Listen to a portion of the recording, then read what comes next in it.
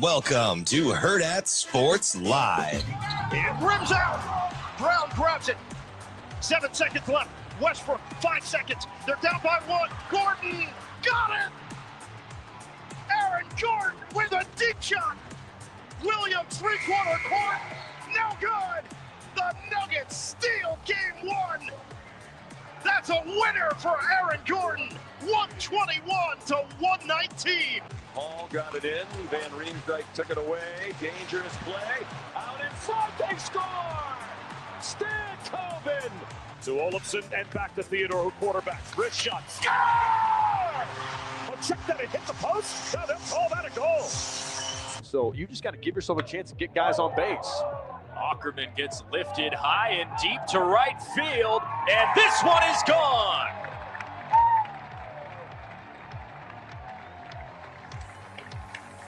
Right on cue, Joshua Overbeek takes liftoff for his 6th jack of the year. And that cuts into the deficit 6-3. Good arm that Huskers can call upon. 3-1 in the air to center.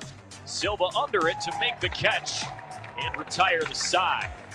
Christo putting the cape on right there to save this top of the 8th inning in a dangerous spot, something we haven't seen all night long. Swanson swings at the first pitch, hit well, hit deep to left field, and it is out of here. The clutch gene from Gabe Swanson strikes again. 6-4. Good morning. Welcome into Hurrdat Sports Live, presented by Centris Federal Credit Union. That's DB. I'm Ravi Lulla. What's up, DB? What up? I am just trying to sober up, and I have not had a drop. What? Explain. Sports is just drunk right now. I'm drunk off the tomfoolery. There was some tomfoolery of sports. Quite a bit, actually. Well, I mean, we're going on like a 48-hour bender. You had just a couple of in the last 2 nights in the association, we've seen about as bad a closing time. No disrespect to Simasonic. Good call.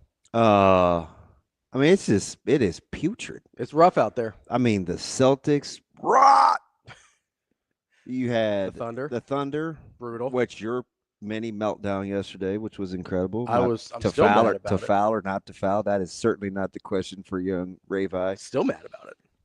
And then not to, a couple of blown goal leads, not to be outdone by last night, which zero clue. None of that made sense. What the Cavs were doing. None of that made sense. The Vegas Knights literally stain the sheets. I mean, they wake up smelling like log cabin. That's all. This morning. I mean, just log cabin, old incontinence syrup, drippy draws. Just bad. I don't even know what that means. Oh, you know what syrup smells like. You asked me why. I've never heard of the log cabin before. Oh, that's the jam. After 2024, we had to get rid of Aunt Your Mama. So what's wrong with Aunt Jemima? We're going to like log cabin. We out on Mrs. Buttersworth too? I don't know, what color is she. Well, I mean, the bottle's clear. I'm not, listen. The syrup's brown, but the bottle's clear. I just told you I'm perfectly sober. You're not getting me. I am not dabbling in your foolishness. What'd I do? No real pun intended, but I need you to be a little bit more Mother Teresa-ish this morning. Uh-oh. Why's it gotta be Mother Teresa? Well, she's so kind. Could be Martin Luther? We killed a lot of people. The Calvinist, not the king. Oh, my bad. Off with his head! Or is that Marie Antoinette? There you go. Let them eat cake. Wow. You historian, you. A little bit. Not bad. I like to dabble. Not bad. What? I don't know what that open was, but wow, shame on us. Just don't know how Mrs. Buttersworth and Aunt Jemima work. No, she's not plural. It's just Mrs. Buttersworth. That's what I said, Mrs. Buttersworth. You said Butters. Is it butter or butters? Nah, I'm gonna have to Google it. I don't want to. And see, you slapping my hand, you don't even know. Flipping a coin. I actually helped you too. You did. I appreciate that. Yeah, I could no longer watch you struggle with that camera. Yeah, it's butter singular. That's what I said. Yeah. It's Butterworths. Like it's possessive. Apostrophe S. Yeah. Like she owns the butter. The butter. Yes, indeed. The butter belongs to Mrs. Butterworth. That's not true. Not the butter, the syrup. Yeah, okay. The syrup belongs to Mrs. Butterworth. Yeah, so anyway, we saw just a lot of tinkling last night. Yeah, it wasn't good. It wasn't great. The Royals fans are still laughing. Yeah. Yeah, there's no reason for all that. You don't got to do that right now. I don't. And he's a Cubs fan and not a White Sox fan, but that is a horrible baseball team. Yeah. I mean, you talk about stain sheets. They have, 5 wins now? You should have seen the last inning. I mean, kicking it around. It's like Nebraska running the bases. You're dang right. What? Nebraska was a little rough last night. Not great. Was that not vintage Nebraska? That's why every time somebody's like, oh, they're going to make a run, I'm like, are they? No, I know who you're talking about when you say somebody. You're talking about me. It's fine. No, I'm also talking about Brunts. Well, that's why he's on vacation. He didn't want to see this nonsense. I get.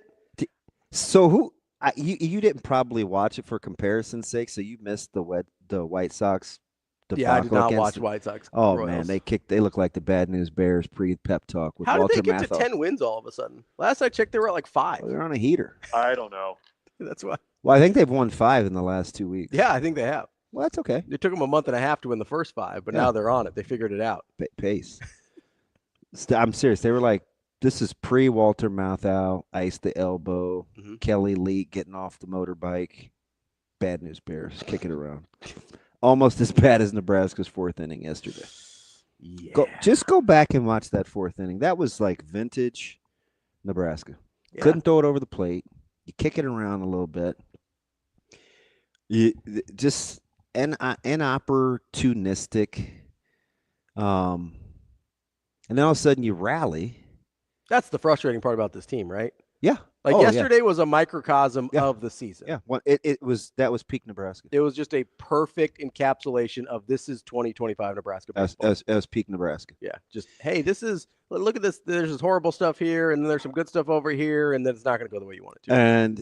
And I go back and forth. It really upsets me when people get into this whole, it just means more to Creighton. It does not just mean more to Creighton. I'm over that. You don't do it over this long and have somebody say, oh, we can't match their intensity in the series. Yeah. Like, I mean, that's 13 out of 16. They're just better in these games. Yeah. They're just better. Like, let's not take away. It's not some mythical secret.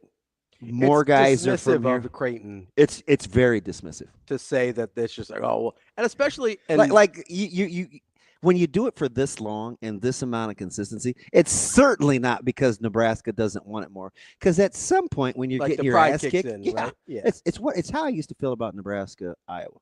Yeah. Early on in that exchange, I was like, fudge, Nebraska, you better wake up, man. Like, Iowa hates your guts. You're going to have to fight back.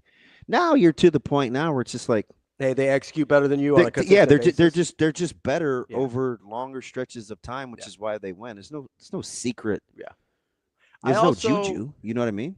And you're a baseball guy, so maybe this hits you right, maybe it doesn't. The intensity thing or like the wanting it more thing in baseball never really hit me right. Yeah. Because it's not. Yeah, it's not like you grab the. It's not like you. It's like an emotional. You know what I mean? Yeah. Like it's not that type of sport. No, I'm with you. Football is, basketball is, hockey can be. Like those can be. Hey, I want it more. I'm going harder. I'm willing to go through. But like, baseball is not a game of physical suffering. And even, you know what I mean? Even listening to Greg asked Coach Servais to speak. He was one of the 2 speakers. Well, actually 3 because Greg and both Coach Olson's kiddos spoke. Oh, yeah. And Ed spoke. Or Coach Ed, as Coach Olson would refer to him, Coach Ed, which I don't feel right saying. I think I'm just going with Coach Servais. Even when Coach Servais talked during the eulogy about Coach Olson, even that was kind of intense. Yeah. Like he was funny. That's just how he is. He's like a He made a joke about his lack of humor, Yeah. right? Yeah. Which was ironically pretty funny. He's a pretty tightly wound guy. Like, at some point,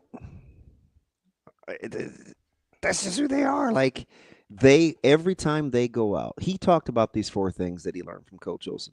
And 2 of them, it's how Creighton plays. Yeah.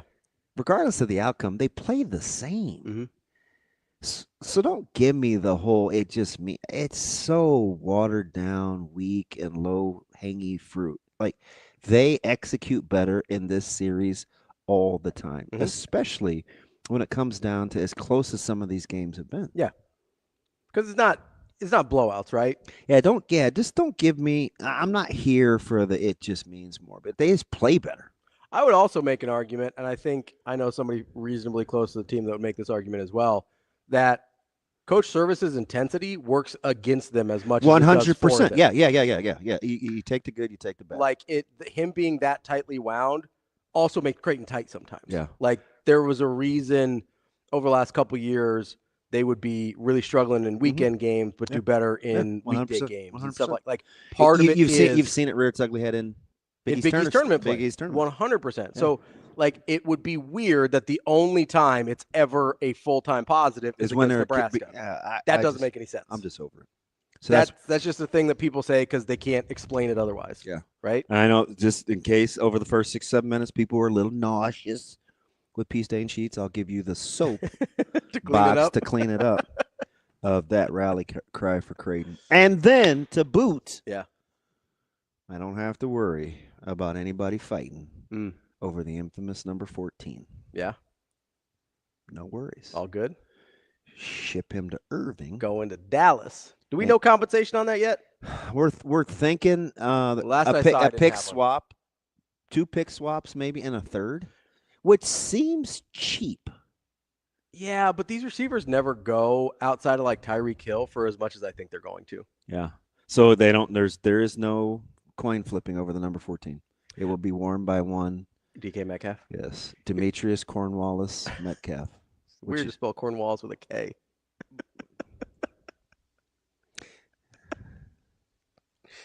I'm not gonna say it. What's up? Nah. I don't know. I'm just Cornwallis is like a traditional English name. I understood. With a C. I'm not gonna do it. I was gonna talk about a carnival, but I'm not. Oh, okay.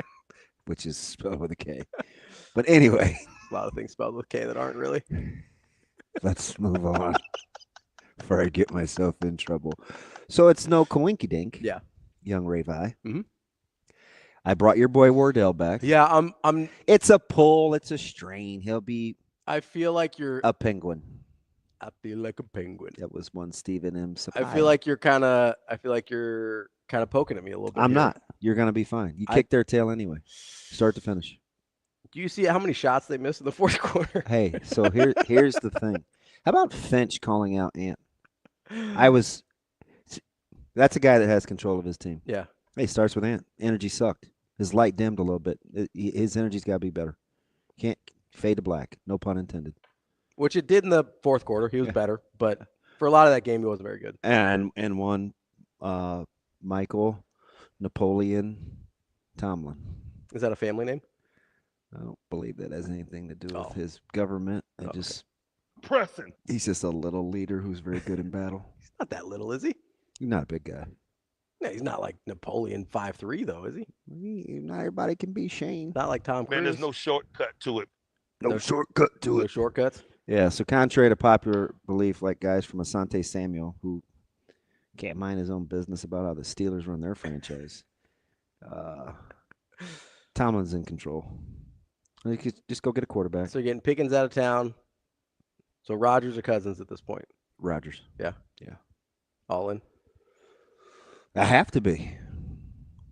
Again, just going to give you the comp.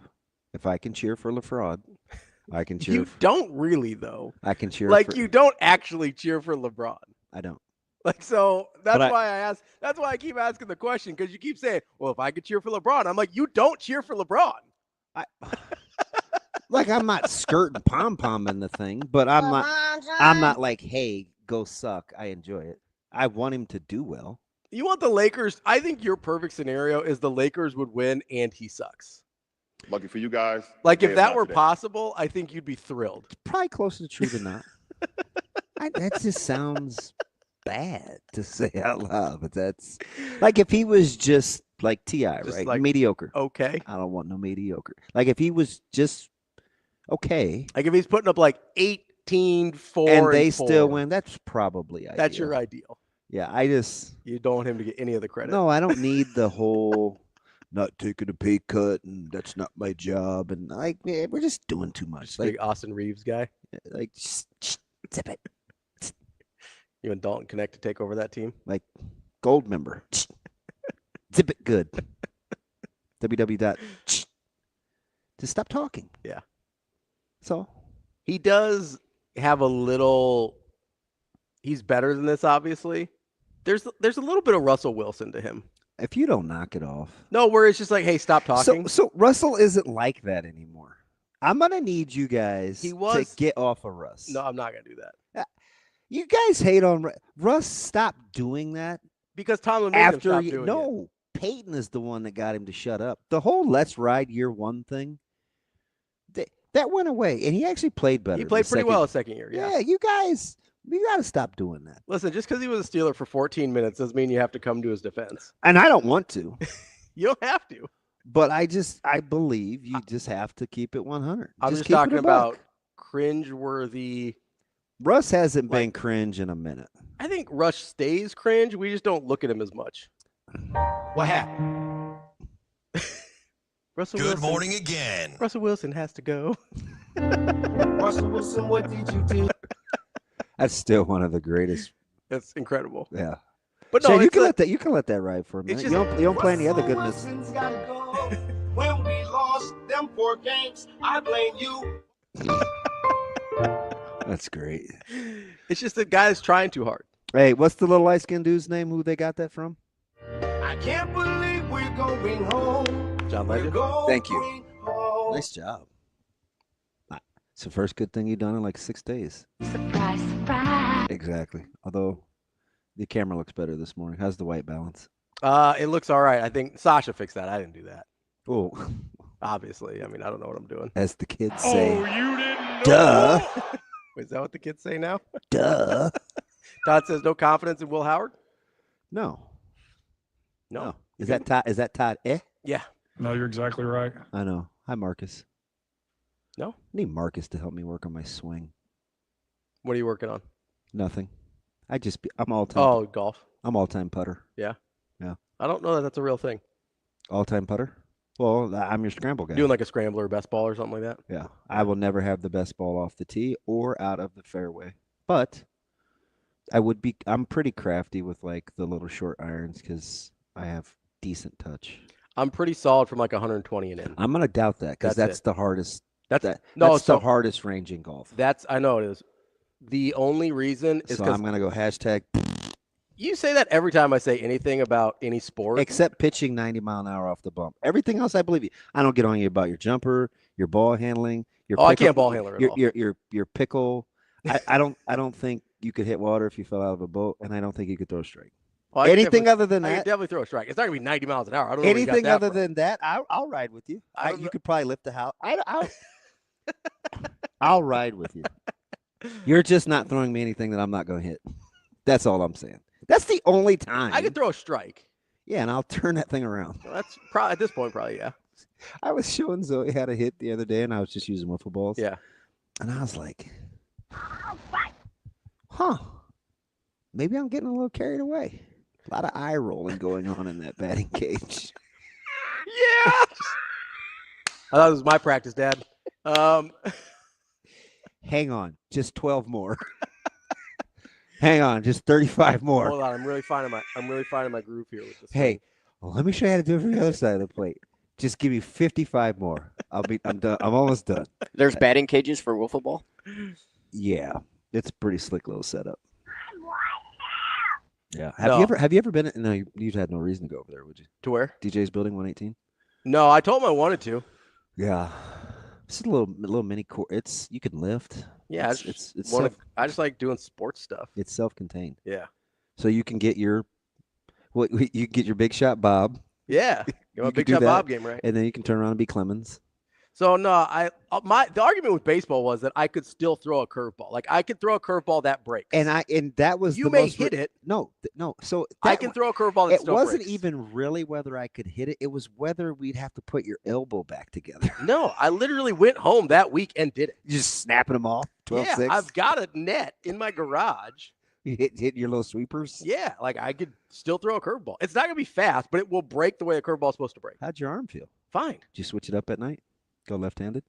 No, I usually sleep, both above my head. It gets a little tiring on the shoulder. Stick them up? No, like I sleep with my arm under my pillow, so I can sleep like this side on my side. It's kind of weird. And then I have to switch sometimes because my shoulders hurt a little bit. But do you face the wall? No, I flip over depending on how my shoulders feel. Yeah. But no, I could like that. That was like you may hit it, but I can still throw a curveball. Yeah, I shouldn't even say this out loud because I know people look at me sideways like I'm this human lab rat. But I've been off magnesium for probably 6-7 months. Yeah. I was down in Nebraska. Somebody put this idea in my head that magnesium is a little overrated. I can't remember exactly where, so I'm like, let me get off the magnesium. Your boy took 3 last night at about 7:30. That's no big deal. It's the curtains.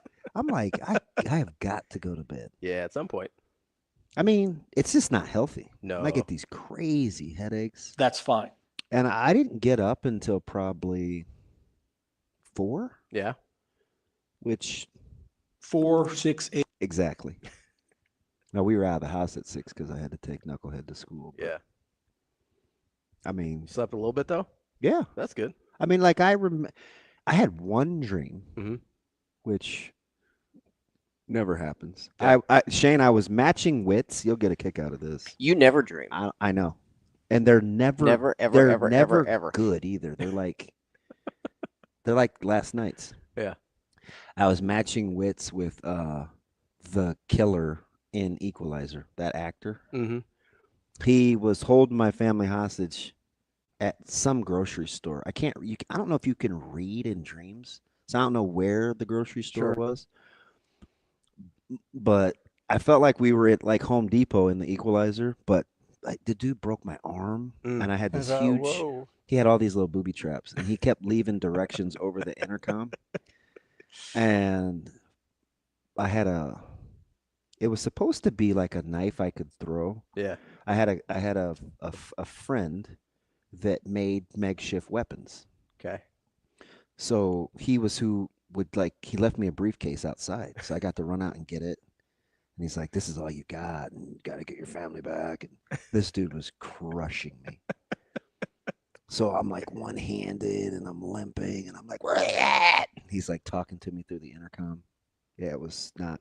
I'm like, God. It's flickering. I woke up. I was like, fudge. I just got my tail kicked. So now I hate that guy as an actor even worse. Were you mad about it when you woke up? Yeah. Oh, yeah. Yeah, 100%. That. You mad? What do you just shake your dreams off? No, it depends on what they are. Yeah. Depends on what they are. I'm telling this dude set a booby trap with the frozen food section, the door. Like he somehow moved the shelf. Yeah. The compartment thing, like you open the door, and it smashed my elbow. Booby traps are always good. A booby trap. Yeah, there's a booby trap. I mean, if you want to get your trap game right. I'm like, hey, what's up? Hello. I know you guys. You guys think I've had 1738 this morning, but I haven't. Was it the European guy? Yeah. Okay. The one where he said he's talking to. Is it Nikolai? Is that in the movie? Yeah. Okay. Yes. Where my man Denzel had the greatest line ever when he said, "I've done some bad things, Nikolai. Bad things. Some things I'm not proud of. I promised someone that I love very, very much I wouldn't go back to that. But for you, I'll make an exception." I'm like, yeah, baby. Goosebumps. But I'm not crazy. No, not at all. It's totally normal. I'm sure it's fine. He came back to the dinner table and the guy's glasses were broken. The guy said, I have to take a leak. And then he dropped his glasses in the club soda, and he said, "He's not coming back." Yes, indeed.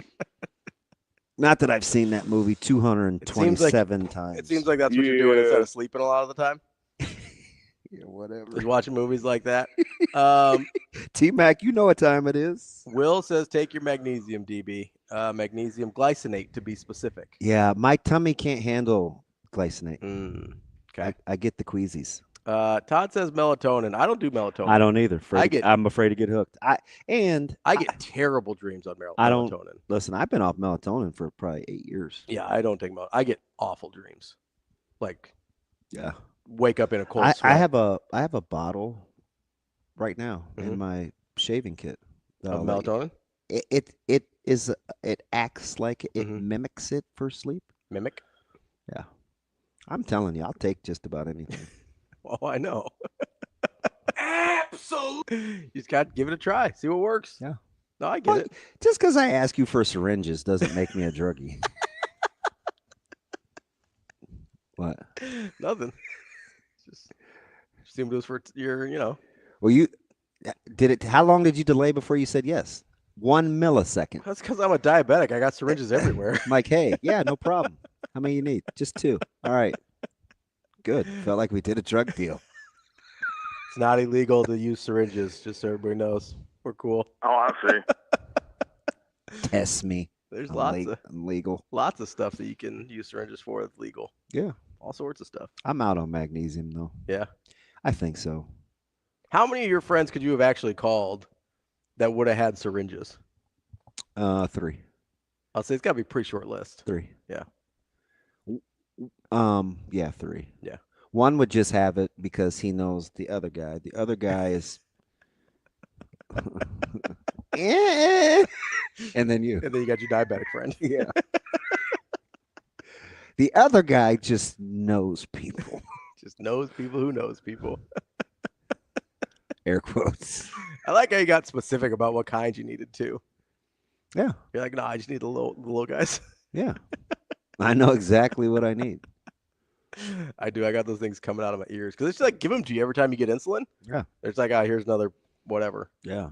I'm like, hey, how about I pay for the syringes and you give me the insulin for free? I bent the needle and I put it in anyway. Oh, I've done that. Yeah. Yeah. I'm like, cool.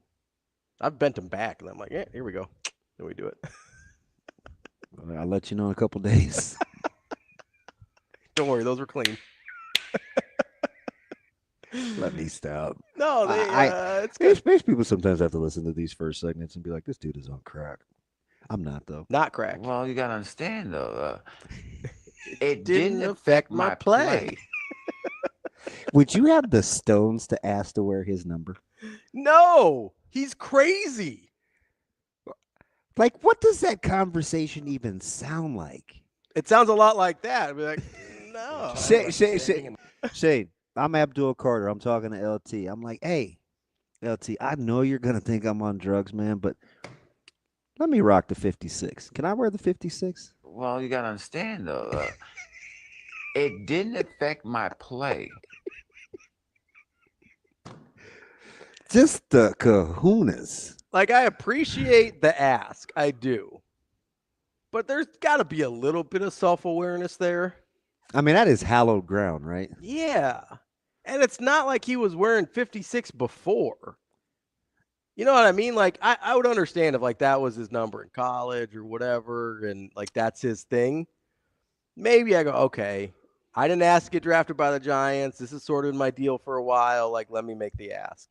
But just to be like, I'm Abdul Carter. I'm obviously going to be the next Lawrence Taylor.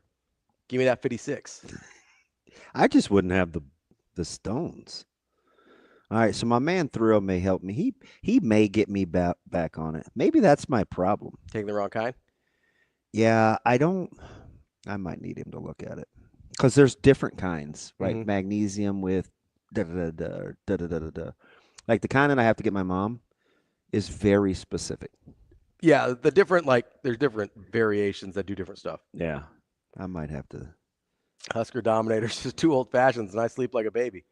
So I know what that is. What's in an old? That's the whiskey, right? And the cherry juice, not cherry juice. It's whiskey, bitters. Why did I say cherry juice? Is there a cherry in an old fashioned? I think that a lot of times it'll get garnished with like a cherry. Okay, maybe that's what I'm thinking. And an orange, like an orange slice. Somebody I know drinks old fashions, and I can't remember who it is.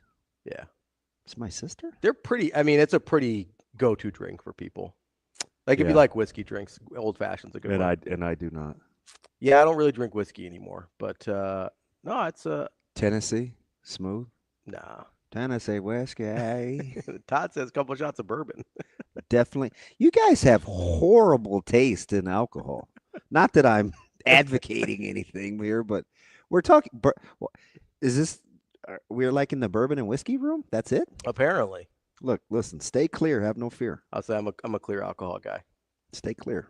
Bourbon and whiskey. You don't really like gin though, do you? No. Well, that's a clear whiskey. It was a clear alcohol. I was just asking. Oh. There's some gins I'm okay with. No, gin gives me the willies just thinking about it. I mean, you see this thing? It's still not closed. Well, you gotta understand though. I say the one on my shoulder. There's no. I'm so out on gin. So it's not like a flavor thing. It's a behavioral issue. Make it sound like I'm 8 going to the principal. It's a behavioral issue, Mr. Price. If the safety scissors fit. Those were made for right-handers. Yeah, I'm out on that. Yeah, no, just, Simple syrup. SkyMax, you're too mature to be into simple syrup. You don't want a good like mint julep, a little simple syrup? No. I'll mess around with a mint julep on Derby Day. A lot of work for a little bit of a drink. Oh, I'm not gonna make it. That's not happening. Don't matter to me. Yeah, you got to get out your little apothecary set, grind it up. Yeah, I'm not.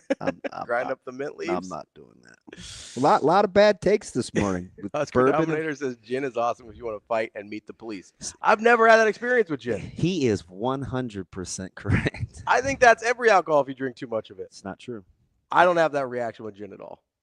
Maybe it's because I just stick to the Bombay Sapphire. Of course you like Bombay. Just meets my constitution a little better.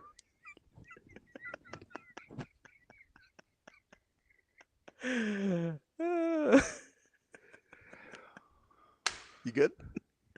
Mother Teresa, Bombay Sapphire, we all good? You opened this week with a Roots blast. And we were 65 seconds into the show. To be fair, I thought that's what you were going to say. On a Monday. You said the word Roots, and I said, oh, like the show. No. It's not like I brought up Roots independently. Well, it's just weird that that's the first place you went. I'm sorry that I'm well-cultured. I don't know what to tell you. Being a Roots aficionado, I wouldn't necessarily classify as being well-cultured. Wow. Learn to read from Dr. Seuss and call yourself a literary genius? Like, that's kind of again. Dr. Seuss is the GOAT. Don't even. I'm not going to go to Bikram. Let's go to like. Little Pilates, little stretch.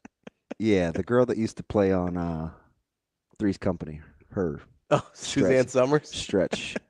Got the thigh master going. Or whatever she did. I don't know. Chuck Norris. Didn't he stretch? He has a thing. He's a karate guy, I think. No, but he had a machine where he like stretched.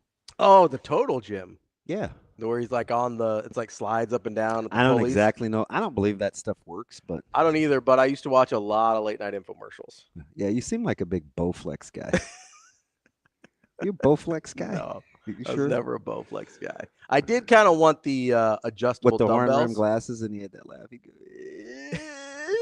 No, that was Bowfinger. Different guy. Almost the same. This is a terrible movie, by the way, but different. Almost as bad as that jersey. Which one? That one. Oh, it's a practice jersey. I know. You're just hating on my guy Jake now, huh? No, I like Jake because Jake was after one of my guys here locally. Yeah, Jake's a good dude. So I rock with Jake. Quality human. Yeah, he sends me gear every once in a while. Yeah, that's very nice. I like your jersey game. Yeah, it's not bad. Well, I have a limited selection right now. I gotta expand. We'll just keep hitting the TikTok shop. I know. I've got a couple in the cart right now that I'm eyeballing. Yeah, they almost hustled me yesterday. Did they? 2 days ago. What happened? So I kind of misread because sometimes, like at night, I don't see very well, so I have to screenshot and blow it up. As opposed to during the day when your eyes are just like crystal clear. What happened? My bad. Go ahead. They Well, almost got you. Well, I tell you. To this day. So I almost paid $30 for 12 bars. And The protein bars that Mike likes? Yes. Yeah. And I'm like, oh, they tried to get me without adding the coupon for the buy one, get one. Because the promo said buck a bar. And I'm like, wait a minute. Even I know that 12 divided by 30. I'm like, that's not it. Yeah, that's 2 and some change. Yeah. Bruh. And it's like $2.50 if you want to be. Bro. Is that solder? Yeah. That's pretty good. That's not bad. That's okay. I mean, he's got better stuff. No. I fucking show up. Oh, that was his meltdown That the was other yours. day. You like said immediately. You're like, Shane, cut it. That's the reason why I go, so I know what the hell I'm talking about. Instead of, I might watch one high school football game a year or two and act like I'm the expert. No, I fucking show up. Do you have the pump, pass, and kick part? It's not necessary. That was my favorite part. Not one of these pump, pass, and kick guys. Now, we've had some opens. Yeah. Sounds about right. I know I got off to a slow start, being a little out there. You don't help, though. Listen, I've told you Usually when you're losing your mind, I try to, get it back. You're gassing the fire. And I don't appreciate what you're doing over there right now at this particular moment either. So well, you know what I do, don't you? What? No, I fucking show up. This dude was so mad this morning. Who dropped the ILQ thing? Sasha did. So I was here 30 seconds and you were yelling at me. First of all, I wasn't yelling. What did I say to you? Get inside. I got out of the truck and you said, get the hell inside and get set up. I did not say the H word. I never say the H word. You said hi. Yeah. And then you said, get inside. I was wondering what you were doing. You looked like you were loitering. For 30 seconds. At some point, I'm going to need a tutorial on what you do and don't consider swear words because I'm very... Cocksucker is not a swear word. I'm very confused. You can't say the F word. How hell... You can't say the P word. How is hell on the list of things you can't say? How would you use it? Like he just said. Or if you're like, what the hell, man? Nah. What the hell are you talking about, DB? That's unnecessary. So you can't say penis? Severe said it all the time. Oh, how does penis? No, that penis is fine. You said can't say the P word. That's the other P word. This dude. Pentateuch. Pentatonic. By the way, their version of Little Drummer Boy is the best ever. It's what's wrong with you? What? You haven't heard of Pentatonic? No, I have. Oh, their version of Little Drummer Boy is incredible. The first thing you're like, boom, Little Drummer Boy. That's not the first thing. It's just weird. That's where you went. Pick me for games. No, if you need a teammate of just general knowledge, just random factoid, pick me. No, I understand. I won't be last. Like I wasn't. SkyMex has a Dr. Seuss tattoo. We share the same birthday. Cat in the Hat tattoo. Wait, is he the first or the second? Who? Dr. Seuss. Numbnuts. The first or the second what? Of March. I have no idea. Why would I know Dr. Seuss's birthday? Just because everybody celebrated it. Everybody in elementary celebrates Dr. Seuss's birthday. We did not. That might have been an OPS thing. We didn't do that. Now we're on OPS. I'm just saying we went to different districts. That's all I know. Oh, so they don't know. In Millard, we didn't do a Dr. Seuss day. I don't believe that to be true one bit.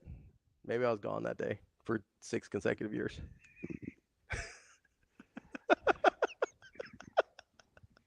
See? That's why we can't have nice things. Nobody can do that. I was a big Dr. Seuss guy. I feel like I would remember if we had a Dr. Seuss day. Kind of overrated, but I get it. I liked him when I was a kid. Yeah, he's fine. What were you doing? Like Nancy Drew? Like what were you into? On that serial killer stuff already, or? No, I was a big Roald Dahl guy. Okay, I can Roald Dahl. Big Shel Silverstein. Eric Carl? No, Big Shel Silverstein guy. What's wrong with Eric Carl? Judy Blume. Judy Bloom, what are we doing? Ramona Quimby, age 8? Out of here. Okay, literary genius. What were you, like Old Man in the Sea, Ernest Hemingway? What were we doing? I did read the Iliad in elementary school. Of course you did. Your whole life's an Odyssey. That's the second one. Iliad's the first part. I didn't like the Aeneid as much. You smoke crack, don't you? Samuel Jackson. Coming up on the show today, we got Brian Christopherson, Husker 24/7. We've got Mitch Sherman at 9. There's somebody else in there. Where'd I lost? Oh, we've got, of course. Who's our Wednesday today, Shane? Was that on the list? You got to understand. Andy. Andy. Hey, Andy. I think he likes it. Oh, that's Mikey. Andy Kendeigh. Shut up, Shane. Everybody's crabby now. I'm in a great mood. Of course you are. You're an idiot. I love Dr. Seuss. Don't matter to me. I don't know when his birthday is, though. There's better doctors. Dr. Pepper? Dr. J? He's not even a real doctor. Neither is Dr. Seuss. Maybe he is. I don't know. That's you can have totally your only. doctorate. March 2nd. Thank you. That's my I knew we shared the same birthday. Dr. Seuss. That's what it is. Dr. Quinn. I mean, there's a bunch of them. You big medicine woman guy? Yeah, sure. Why not? He's a big Dr. Quinn guy. That show was horrible.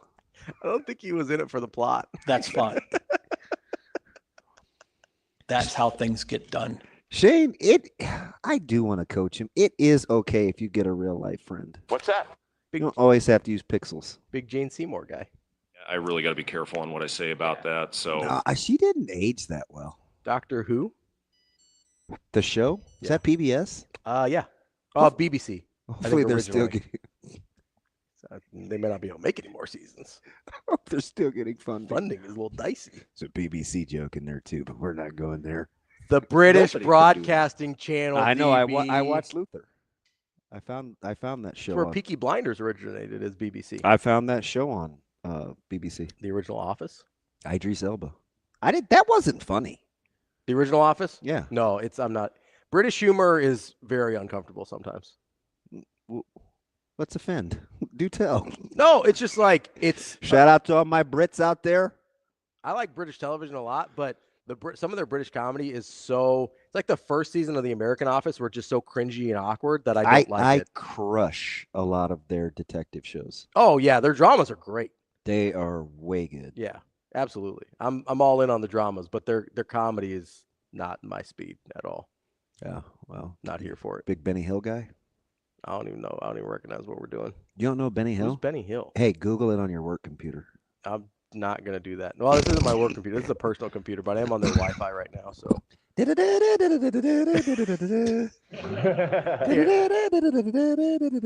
Tanner says, seriously, which P word? Prostate. That can't be my Tanner. He would get me in trouble. I think he might. Oh dang, it is. Come on, Tanner. It was on the Twitter machine. TA? Yeah. He's trying to lay out and whack me. Now that's my dude. He's trying to get you. Maybe he really doesn't know. Maybe it's a genuine question. Who is he, Shane? You can't say penis? Gotta ask some questions about Brett. Severe said it all the time. That's why I was wondering. Severe said a lot of stuff I don't think you're supposed to say. Well, he didn't say anything now. Just follow his lead. You'll be good. That seems unlikely. Right. It feels like that guy would lead me astray. I'd be in Alaska living by myself. Oh, yeah. Dude, we that know guy that. wants to live by himself bad. Oh, I know. It's fine. It's weird. It's fine. It's fine.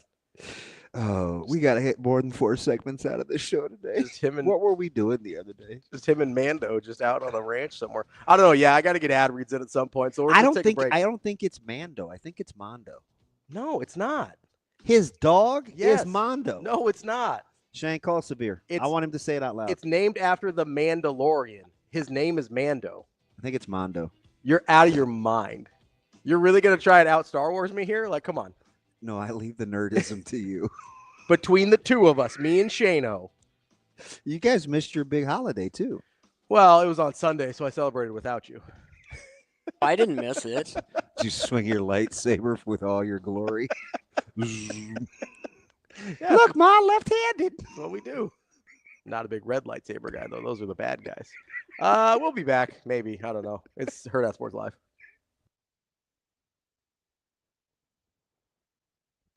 man, I don't know. Last year, we really were building camaraderie as season hit, and then I got injured, and then it was me like watching from the dugout. But then this year, I feel like we have finally hit our stride as season went on, and we are on the same page. And just the battery, almost like we're like twins. You know, we do have twins on the team, so I won't put it to that level of like connection, but we're getting there.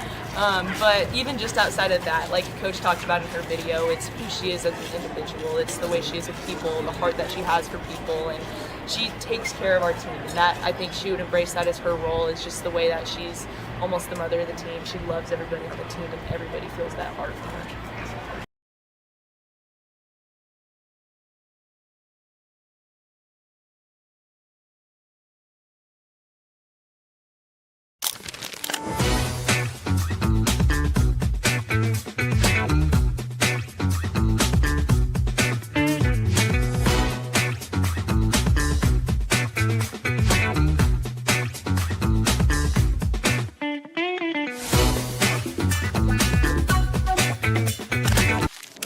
Aspirations can drive us.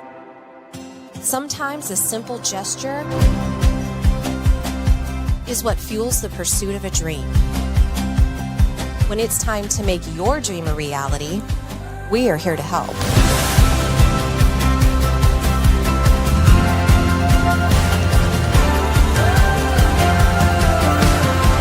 Centris Federal Credit Union.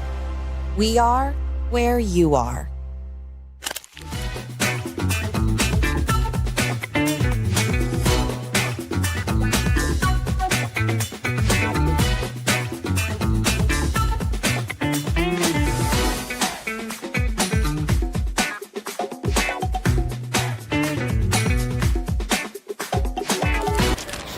One motor, but the one thing she has learned as she's gotten older is how to idle the motor a little bit, but the motor's still running if you're following me. But yeah, as we've come down the stretch here, even from the start of Big Ten season, as we've moved down, you know, you could almost see her being very calculated and, you know, what this team needs from me to answer the call. And I'm not saying she's ever held back, don't get me wrong, because she doesn't hold back, but she understands the mission.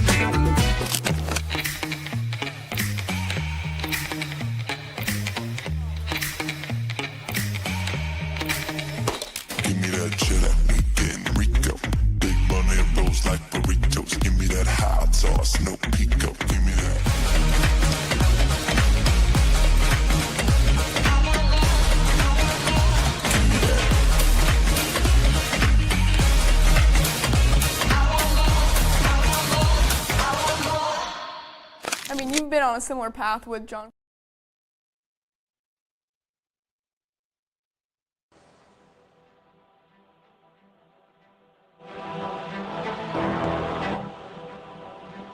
You're listening to Hurrdat Sports Live.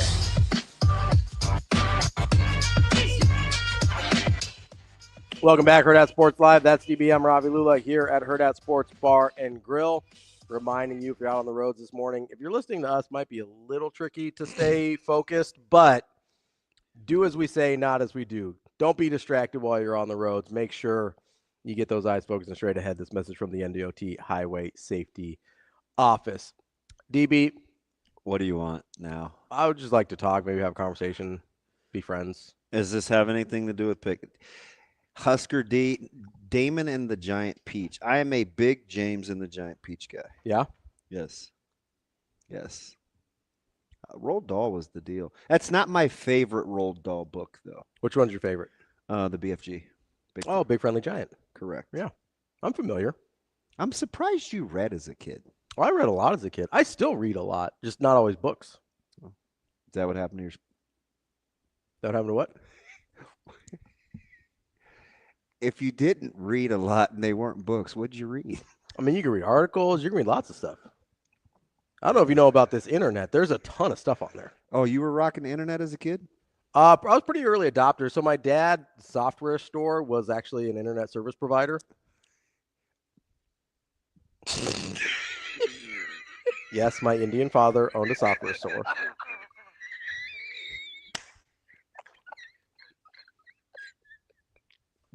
You good? He's still in IT. Oh, you didn't know? He owned it with his brother. And the least surprising news ever. Would you have been more surprised if my dad was a cardiologist? An IT guy? I don't know if I knew that. That's kind of funny. Owned a chain of motels or a chain of convenience stores? Which would have been the most surprising?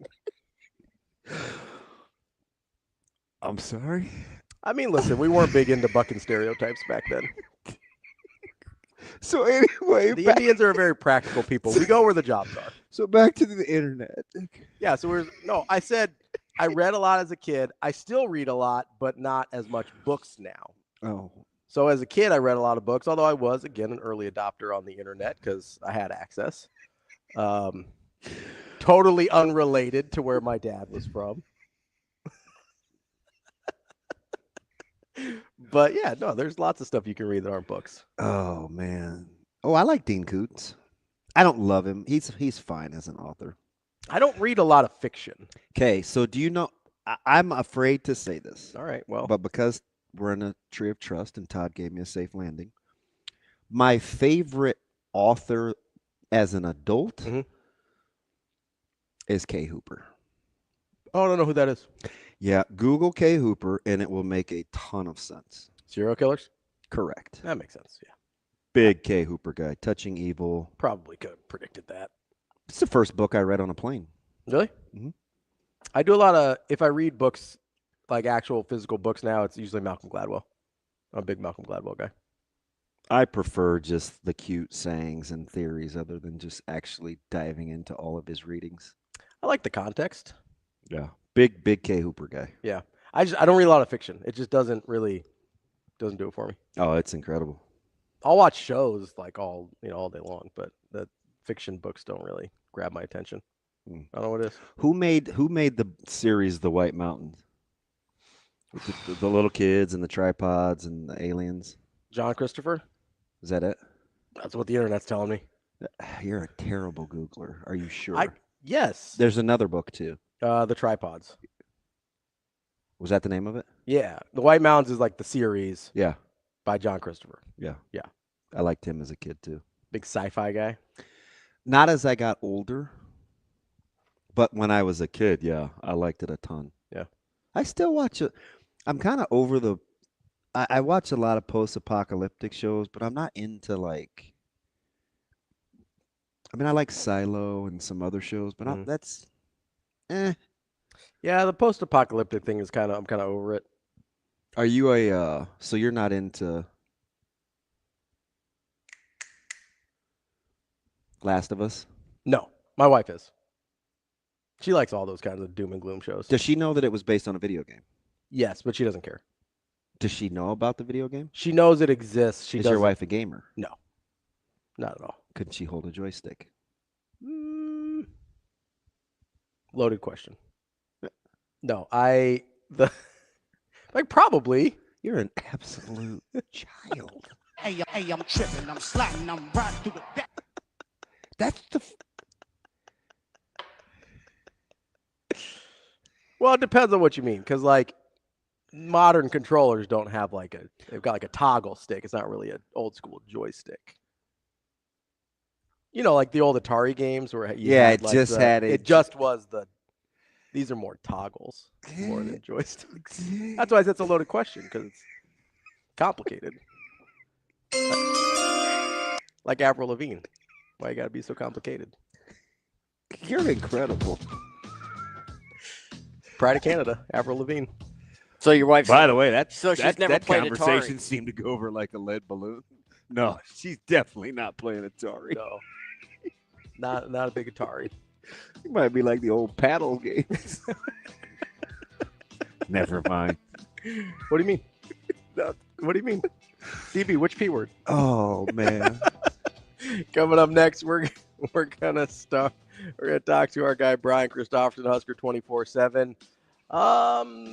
Yeah, we're gonna talk about his colleague's tremendous segment yesterday. He had a lot of takes. That killed my timeline yesterday. And Husker Dominator, my last name's not Patel, so no, we're not into hotels. It's a different business. That's DB. I'm Ravi, Lulla. It's Hurrdat Sports Live.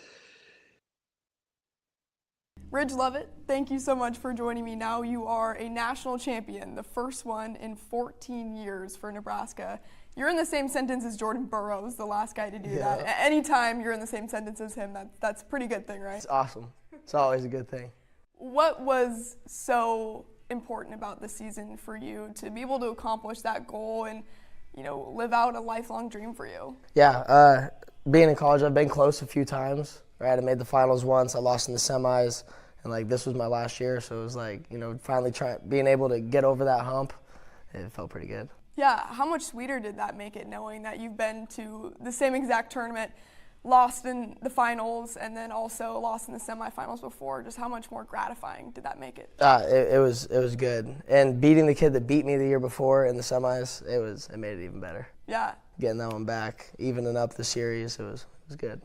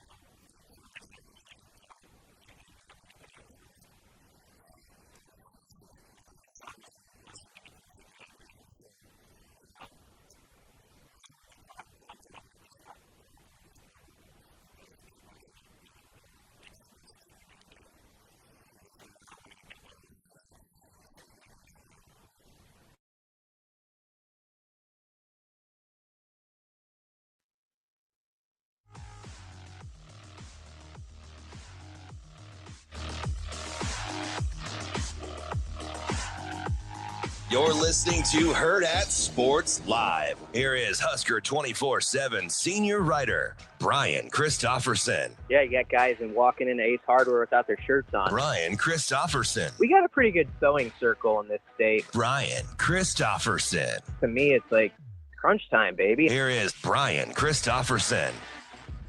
Kicking off hour number 2 here on Hurrdat Sports Live, presented by Centris Federal Credit Union. That's DB. I'm Ravi, Lulla. We are joined now by Brian Christopherson, Husker 24/7. What's up, BC? Oh, not a lot. How are you guys? 3 in a row for your Twins, man. Things are looking up. How about 16-20. Orioles stink. Yeah. So Nashville. I don't know why that just hit me so It was funny. just funny how he said it. Orioles stink. It's all in the delivery. Yeah, they are one of the more surprise teams in baseball, I would say right now, BC. They can't win. They've lost 7 out of their last 10, I think. And I don't – they can't go back to being the same bad Orioles, but this season may be a struggle. They have better – their roster's better than what they're playing, but, I mean, they got all sorts of guys hurt. I mean, Rodriguez is hurt. Elfin's hurt. Like, Westberg's out. Yeah. That was sort of unchristian of me. Like my guys are bad, but look at these guys over here. They're really bad, that sort of deal. Most Christian thing I've heard all day. Yeah, kind of. Off to a little bit of a shaky start this morning. Oh yeah. Oh, I don't know that I'm going to get you leveled out here, but it has been utter nonsense. You're talking to a tired guy in a slightly wrinkled shirt, so we'll see how it goes. And I left my house. And I'm like 4 hours into my day, so I'm trying to tread lightly and just not say anything too crazy. Not stepping into too many landmines this morning. I do have one question though, BC, because you strike me as a guy that did you read a lot as a kid? I was actually listening to you guys in the first hour. Oh, I'm sorry. No, it was fine. Do you remember an author named Matt Christopher who wrote the sports books? Yeah. He had one like a tale about like a left-handed shortstop that was like a real guy persevering against all odds. I enjoyed that one. One was the kid who only hit homers. Doesn't sound a lot like something I would read. There was a bunch of those. Yeah, and then at Sunny Slope Elementary School, right by my mom's house. Yeah, like 108th and Maple. Yep. There was for whatever reason in the library they had these like yearbooks about like the 1974 Saints. Like it would be just like a little book about like like a particular NFL team from like the 1975. I used to check those out. I know what you're talking about. Yeah, and the funny thing was though, it'd be about a team that went like 4-12, like or whatever. Like maybe it was like 14 game seasons then even. But I would read those cover to cover. Like really thought that could help me later on in life, knowing about like the 74 Saints and that Tom Dempsey hit like a 63-yard field goal. That I was like, man, this is great knowledge to gain. So I want to start. I want to start in state, and then I want to get to. Did you by any chance hear your colleague's segment yesterday that lit my timeline on fire? No, I didn't. Sorry. I'll reset it for you here in a second. Let's start with Jace Reynolds, though. In state, second guy out of Elkhorn North that is making some waves on the Power 5 scope. Is it as simple to say good camp versus no camp, or what do you think was different about Jace's recruitment and how quickly they wrapped it up? Well, I mean, the camp part you have to put at the front of the line in that story. It seems like it, doesn't it? Yeah, I mean, like even the other day I saw EJ Barthel tweeted out, come show us what you got at camp. And Matt Rule has said as much. And so they want guys to have that opportunity up close to put their traits on display. And we've seen like when guys come to camp, I mean, they'll give them a full look. I mean, there's whether it's an in-state guy or like a Braylon Prude type player down in Texas, that there's an opportunity there. You run a fast time, you have certain traits, but also they'll put them through all the paces. Like I remember Quinn Clark was a guy who didn't have an offer, and they were working him at like 4 different positions, like seeing how he would react to it. So I think Jace just responded really well last June to everything that they threw at him. And then he backed it up with a really good season. And so, obviously they haven't been able to or haven't offered as many in-state guys. So just the fact that he was like one of the 3 in this cycle that had an offer speaks to like we see a lot in this guy, and he's a hybrid type player, can be kind of positionless coming in, linebacker, DB type guy. Reminds me a little bit of when they went after Caden Vermoss early on when they got here. So, I'm happy for him because he's one of those kids who grew up loving the N, and it was such a big deal to him yesterday. And he kind of just went about his business in the recruiting process, did a few interviews. I had a good visit, but he he didn't put on a big show, and now he's in the class. BC, if you had to guess, do you think he'll end up being the only in-state guy in this class? Man, I guess I don't know where a couple of the guys' heads are at. No, I don't think so. I think there could be at least a couple more. I know the offers are limited now, but I think next month you might see some guys show up, and there could be an offer or two. And so there's probably someone we're not talking about right now that could pop up. So I don't think so. That's an interesting question, though, and it's asked for a valid reason. But I would guess there's a couple more. Hey, BC, I almost feel dirty asking this question, but I think you have to because he's clearly highly thought of and highly sought after, and still he doesn't hold a Nebraska offer, and I think that's okay. How do you see this Braylon Warren thing playing out as a guy that still has 2 more years of high school left? Yeah, I don't know. He's I don't know. I mean, it's tough because they've got someone locked up in the class now, but I think he could be in uncharted waters here by the time it's all said and done. Yeah, I don't know how you handle that if he just keeps, on the climb basically. And I suspect he might do that, knowing his family background and how motivated he is. So, I mean, it is in kind of an interesting storyline. Nebraska gets a QB from another Big Ten state, and we'll see where it ends up for Braylon. But he's a very good player. That's all I could say right now is I just know he's got a lot of gifts, and he's worked at it hard for a long time. And, you know how I am, Damon. I always root for the guys, like the in-state guys, like no matter where they go. I want them to have success. And I sometimes think it's difficult when your situation's being played out like publicly as it is, but that just kind of goes with it.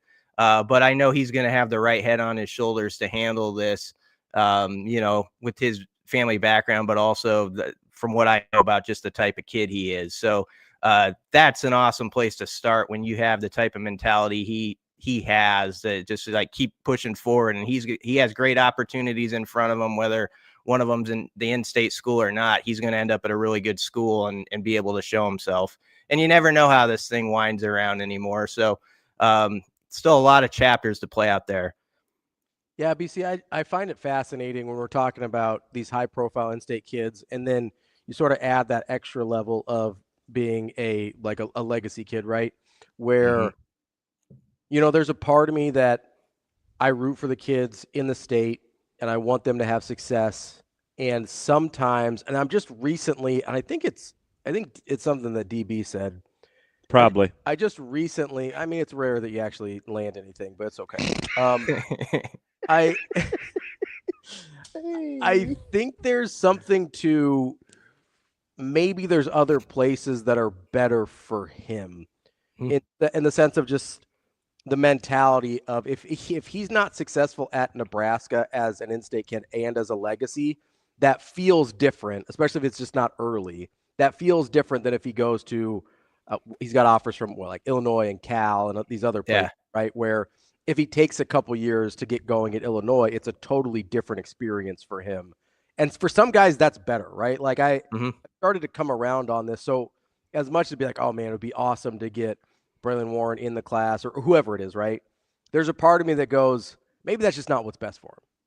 Yeah, I think you nailed it with that answer. I don't know what his mindset is on that whole thing, but no, it's a point well taken. It's actually the same thing basically Matt Rule said, right, when he was given the long in-state answer, that it is difficult sometimes for the guys locally with all that heat on them basically to produce, and especially when you multiply that by 100 when you're the quarterback and, like you say, a legacy. There's a lot to that. So maybe it will work out really well for him.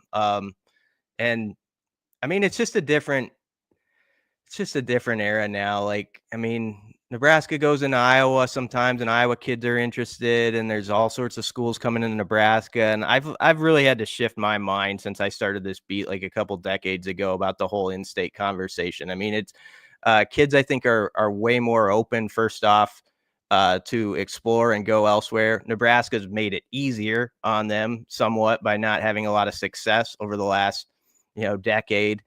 And, there's a lot of, I think the talent pools kept growing too in this stage. There's just so many good football players that are going to get opportunities. And I know there's people over there at Stadium Drive who root for those guys too, even though they can't, or they don't offer all of them and can only offer a select few. They still want them to succeed. And I know Rule always says that. So BC, I agree with you on the talent pool thing, because I've said this before. It used to be if there was 2 Division I guys in the state and you didn't get them, that was a big deal. If there's 10 Division I guys in the state and you get 4 of them, you let 6 get away, but it feels different, right? But I was trying to remember, and with your Rolodex, you might be able to help me here. Did you say Rolodex? I did say Rolodex. That's yours. It makes more sense that the good point was from Rule, though, not you. That actually checks out. But is this, if you can remember, would Braylon be the first both legacy and in-state guy at quarterback we're talking about? Yes. So he's even I know the uncharted waters you were talking about are different, but he's in a totally different boat. And here's the thing with me, B, is, you talked about, you're with me about the in-state guy or kids in general just wanting the best.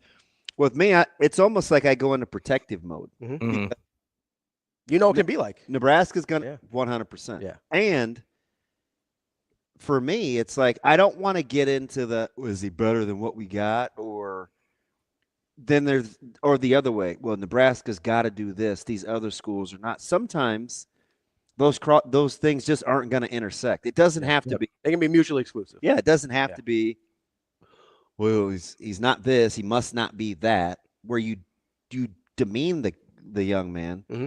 And it also doesn't have to mean that there's pressure on Nebraska, because it's his own journey, right? He gets And Nebraska got a really good quarterback too. Braylon's good, and Trey Taylor, on paper with and just watching his film, and also you go back and look at,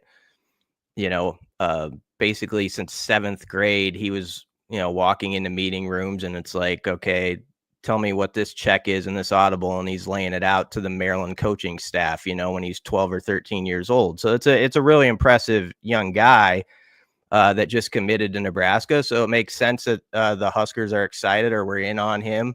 And he was ready to pull the trigger because he'd been a recruit also, who'd been Trey Taylor, that is, who'd been out there for like 3 years as a recruit. I mean, this wasn't like a hasty decision by him. So Nebraska's got a good one.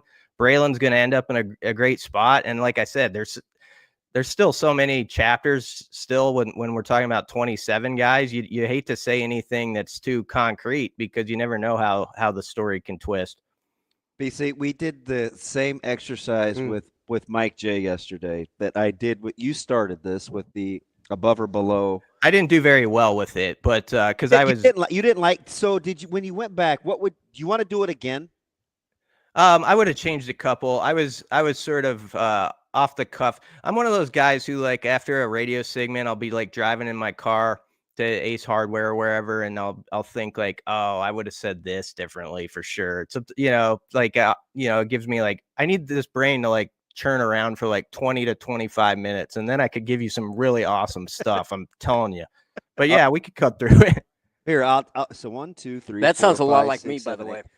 So Dave only had 2 aboves, and they probably weren't the teams that you think of. 2 teams that he thought were for sure above Nebraska. No, that Nebraska was above. Oh, okay. It came across as very. He's a hater. That's what he is. It was a really, really good segment because it sparked up. And I'll get to the end because I think there's 2 things that changed because basically I just listened to him and Ravi. Ravi's on one end of the spectrum. Shafe is on the other. And I thought they both made outstanding points. But here, let me get to this real quick. So these are the teams in the middle that Nebraska's going to have to make a move on. Yes. Okay, but I have to ask you the question. If you concede Ohio State, Oregon, and Penn State, The first question is, who are the 4th and 5th teams? Because this is, can Nebraska be a dark horse to get into that 5-6 slot? So who would you start with at 4? Okay. Thinking about it for a week, I would say USC and Illinois are the teams I didn't give enough credit off the fly. So USC and Illinois in some order are 4-5. Are they both in your head ahead of Michigan? I think so. Okay. What about Iowa? Well, or they're ahead of Iowa too. That's what I was asking. Yeah. So yeah, I think so. We'll safely say those. Okay, so here we go. So I'm going to take USC out of it then. Okay. Okay. Above or below UCLA? Oh, I think I'll say above. Okay. Clearly below Illinois. Not clearly, but I'll put them below in this particular exercise. Yeah. So real quick, when you're answering these, BC, are you thinking of just this next year or general trajectory of the program? Oh, I'm just thinking of this year. Okay. I just want to make sure. Okay. Indiana, above or below? Above. I think maybe a 1-year wonder there. I don't know.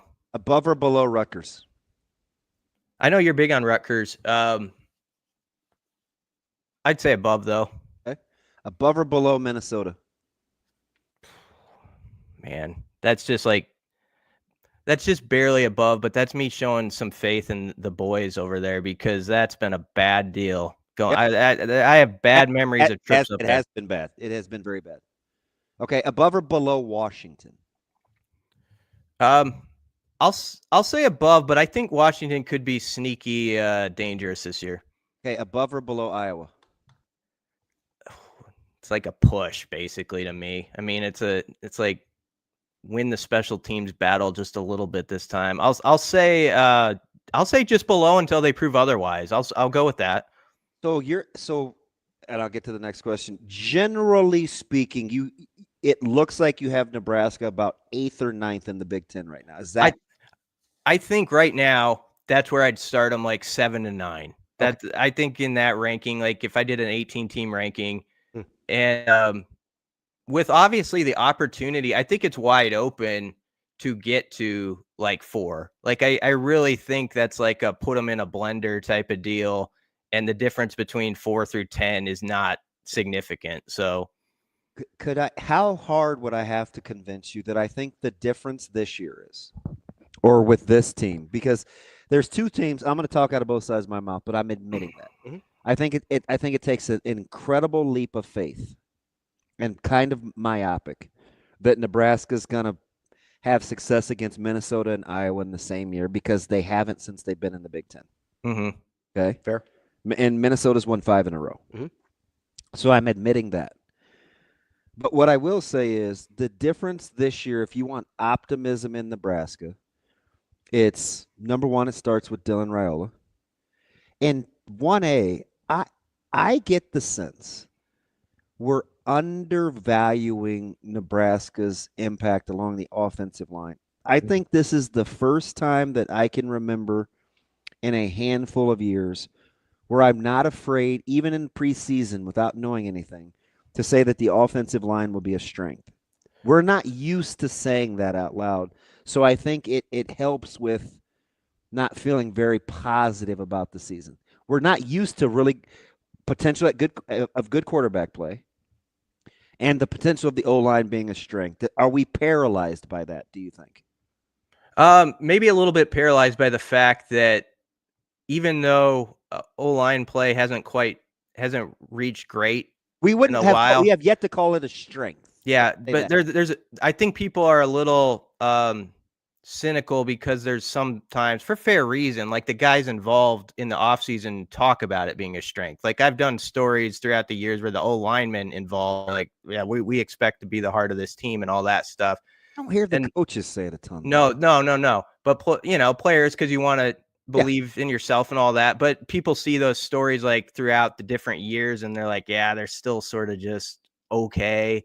And so because of that, I do think that's one of those topics where people are like a little hesitant to like grab fully, like, okay, I'm going to put my heart on that. They're going to be really good. And honestly, too, maybe we have to get out of this thinking, but like I can't think of a lot of drives in recent years where it's felt like the O-line just put someone away when it was that moment. And I think it would be a defining moment if like early in this season, even if it was a game they're up like 7 at Arrowhead and they go on like a 5.5, 6 minute drive, like late third quarter, early fourth. Not that they haven't had these drives mixed in, but something like that right off the jump in this fall would be huge, I think. And like, okay, I love how they put the smackdown on that team where you could see the other side wilt as you were getting into the fourth quarter. And I know that, when Rule first got here, that was sort of a big mission too, like to go for like 75 plus rushing yards in the fourth and all that. Maybe that shifted a little bit with philosophy, but I think that's still a big deal to kind of get around that this year. So BC, if you're sitting here and I'll ride with that. Yeah, absolutely. Because that came up a little bit yesterday about putting teams away. Shafe mentioned that yesterday where he goes, hey, I just need to see when Nebraska's got the ball, and not exactly what you're talking about with putting teams away, but when they've got the ball and an opportunity to score a touchdown, to take the lead or to win a game, instead of it being that disaster moment that we all come to expect of actually just getting the job done in a 4-minute situation or 5-minute situation where you're down 3 or 4, right? Yeah, I mean, don't you suspect if you're going to take a huge jump, like if you're going to go from like a 7-win team to like, let's say like a 10-win team, it's going to take like a game or two where you actually have that drive that has failed for like 10 years. I mean, that like you could get to like 8 wins without that necessarily. But if you want to just like run through that sign and get right to 9, 10 and whatever, it's going to take, one of those seasons where you have a game where you're down 3 points with 6.5 minutes left and you do something with the football and then you get the stop, on defense. So, that I understand where, that's something though that they actually brought up a lot this spring. Like, Dylan Raiola and Rule mentioned like the 2-minute offense and situational football a whole lot. So I think that's been a big thing behind the scenes, I think, with Dylan and Dana and trying to work through that and what's best for us. And Dylan's also real about it in the fact that it's like you can prepare for it, but you can't know exactly what's going to be in front of you until it's this specific thing with this many timeouts. And this is this, you still got to respond and hit the curveball when it comes. So BC, I'm glad you brought up Dylan there, because when having this conversation with Shafe yesterday, I was kind of forced to figure out why I had so much optimism compared to how Shafe was feeling about this. And part of it was he was so good yesterday, BC. He talked optimistic people into being pessimistic. I don't know if that's good or bad. He was convincing. He was not. What he was saying was true. It was. And so I landed on 2 things. Number one was I operate under the assumption that eventually Nebraska is going to figure it out. And I understand that's a dangerous place to start from because they haven't. But I've always operated under the assumption that it wasn't going to be like this forever. So when you start there and then you look at the roster, you feel differently, right? The second place was I was trying to think, okay, what is it about Dylan specifically that gives me that much confidence? And I go, okay, when's the last time Nebraska had a legitimate NFL quality quarterback? And I looked back, and this is imperfect because of different offenses and stuff that were run at Nebraska. But since 1974, there is exactly one quarterback that has been taken in the first 7 rounds of the NFL draft. And I think you know who that is, and nobody would point to him as a beacon of Nebraska quarterback play in Tanner Lee, right? Taken in the 6th round. Nobody since 1974 would have been drafted in the current format of the draft. They were all 8th round or later. So I look at it and I go, okay, that right there by itself, having an NFL quarterback or an NFL quality quarterback, and again, we don't know what Dylan Raiola's career is going to hold yet, but I think most people would agree his talent is there to have this conversation. Just having that is a enormous difference than everything else we've talked about for Nebraska over the last 25 years. Yeah. I mean, I'm telling you guys, for as good as I think Dylan is going to be, I still start O-line. And I feel like a fool. No, but that's the thing. If I'm riding with this O-line. So if you're right, if Dylan is that good, if Dylan is an NFL quality quarterback, the way I'm saying, and he's still not even the best thing, that's where the optimism is, right? Like if Dylan's an NFL quality quarterback and the offensive line's better than that. I'm just telling you, if you find a left tackle or a right tackle, you're in business. Yeah. But play Pritchett, Spindler, Latovsky, and Evans, and you can run the football. And you like Latovsky at guard.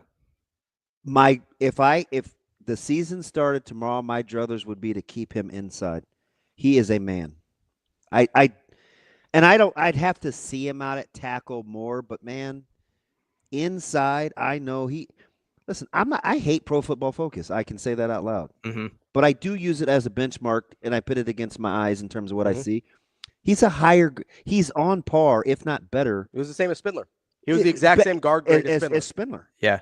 Well, I mean, yeah, he really well undervalue him because he's ours. Yeah, because he wasn't new. But here's the other thing that we undervalue. Gunnar Gatula started at tackle last year. Yeah. Like that's a guy that we don't talk about. He was clearly a year and away. He was still good enough. Yeah, they won games with a pup. You know what I mean? So it's like I look at that and I go, I know that we talk about everybody else, but I sit here and I go, we have a guy with starting experience that's finally probably ready to play the spot. I say that not to omit his talents. He didn't practice. Yeah, no, right. I understand. Yeah. You want to know one of the top 3 quotes that stood out to me this spring? It was just one line. It was Vincent Shavers. He didn't have to say it. He just said the line. They got some stuff. He brought up how he likes how together they are. He said how hard it is to get off run blocks against them, especially Pritchett, who he was talking specifically about. I don't know. That really stood out to me because I always look for like unsolicited. I mean, he was asked like something about the offense, but he could have went anywhere with it. And he really locked in on that O-line and how legit they were. And Shavers is just kind of one of those, here it is, like he's not, so that stuck with me. That was a big compliment, I thought, to the guys up front for a guy on the other side of the ball who's pretty good to say that. And I'm not a skeptic, but I've just, right? It's experience. I've seen this a long time. And I'm telling you, BC, I had to talk myself off of the level of excitement that I felt about the O-line watching them at practice because I didn't feel right being like that. So I'm like, nah, bad day for the D-line. Nah, bad day. I'm telling you what, that D-line's good. That D-line's good. And like the D-line, I'll die on that hill. The D-line's good. So, but the more I watched it, and the more I listen to people just me, I'm a big context clues guy. The more I listen to people unsolicitedly talk about it, I'm like, okay, it's weird. I'm going to say this. I'm going to trust me. Mm-hmm. I 99.9% of the time, I always do anyway. I just don't know why I'm a little reluctant with the O-line, but I've told myself it's because it's never really been a strength while Nebraska's been struggling. And I think it's going to be a strength if they stay healthy. Yeah. Well, it's loaded options. I was going to say, I don't even knock on wood. I want them to stay healthy. I don't even think they have to stay that healthy. They got options, man. We've seen the last few years, injuries have been a problem and we didn't like their depth as much. And we still sit there and go, yeah, they were fine. Like if they stay healthy at all, they're going to be a lot better than that.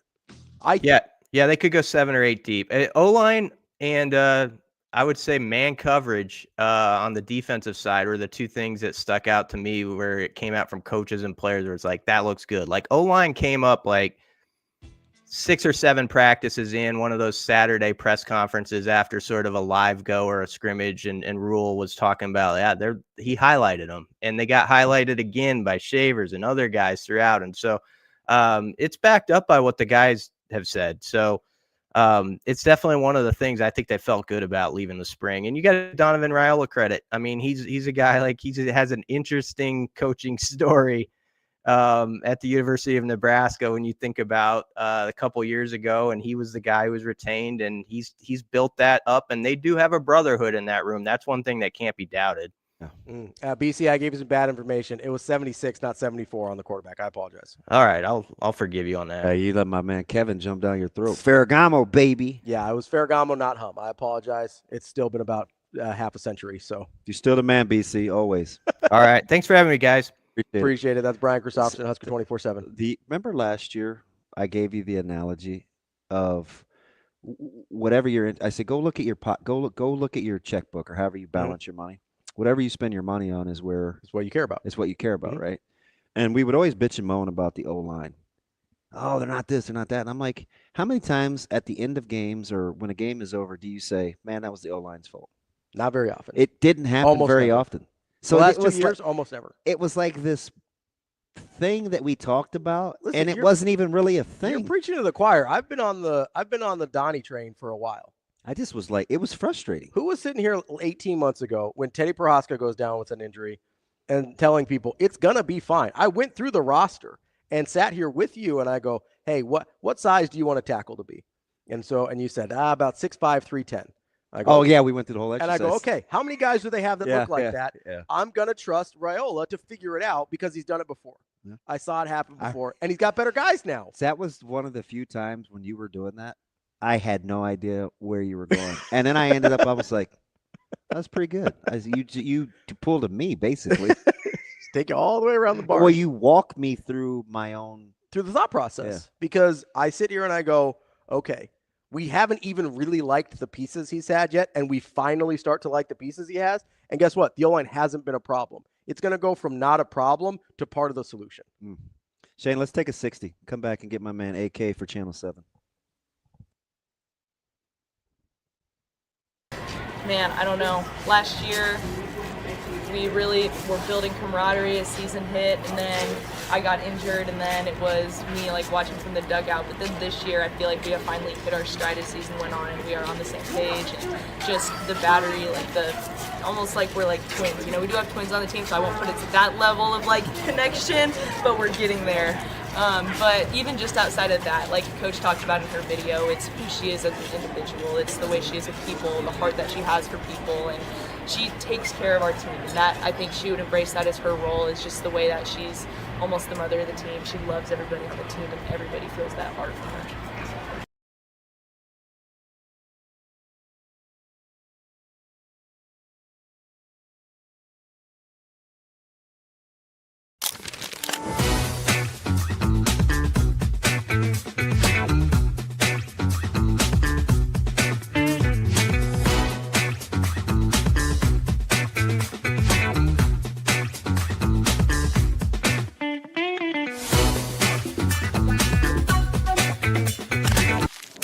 Aspirations can drive us. Sometimes a simple gesture is what fuels the pursuit of a dream.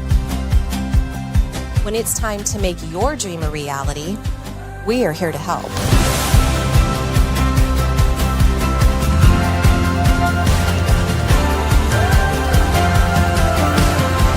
Centris Federal Credit Union. We are where you are.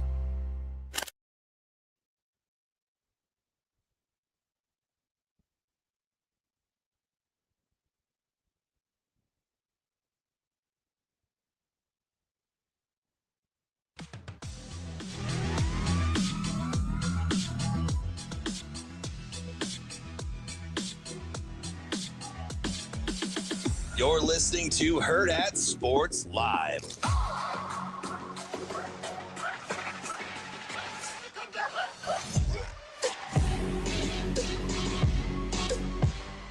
Welcome back, Hurrdat Sports Live. That's DB. I'm Ravi. Lulla here at Hurrdat Sports Bar and Grill. We are joined now by our guy Andy Kendeigh from KETV. AK, what's going on, buddy? Fellas, happy hump day. AK for Channel 7. How we doing, bud? How's life with you guys? Life is good. My man Matt Coatney, who is the GOAT, I call him Goatney sometimes when it comes to what National Day is. Today is National Roast Leg of Lamb Day, AK, and I have a fantastic leg of lamb in my freezer that I wanted to do for Easter until My mom hit the proverbial trump card, and we celebrated her birthday that weekend too. So her menu won out. I'm very happy that I've got a leg of lamb that I can eat this week. AK, how about you? Well, there you go. Maybe I'll hit up a Euro. Oh, would that count? Yeah, listen, that counts. Euro and, meat's fantastic, and it is an incredible meat. So good on you. Yeah, And I'll tell you what. that's kind of fake I'll lamb take too. it back. That's back in the college days, fellas. We used to have a particular Euro spot, and at about I don't know, in the witching hour of 1 to 2 in the morning, there's nothing that quite hit like a Parthenon Euro. Parthenon, nice. Parthenon. We had a I don't even know Parthenon if here, it's and still it was open. notorious for things other than gyro meat. Now there was meat involved. It just was of a different club variety. Anyway. Let's just bad choices made after midnight. Yeah. And that was probably one of them. Cash Street's finest, called the Parthenon. It was incredible. Anyway, AK, speaking of incredible, I went on this little mini rant, just a mini rant, not a full-fledged DB meltdown. I'm kind of over the whole it just means more when it comes to this Creighton, Nebraska series. And I told Ravi, you do Creighton a disservice because after you won 13 out of 16 and you won another close one last night, and, Nebraska has that crazy fourth inning where they're doing Nebraska things.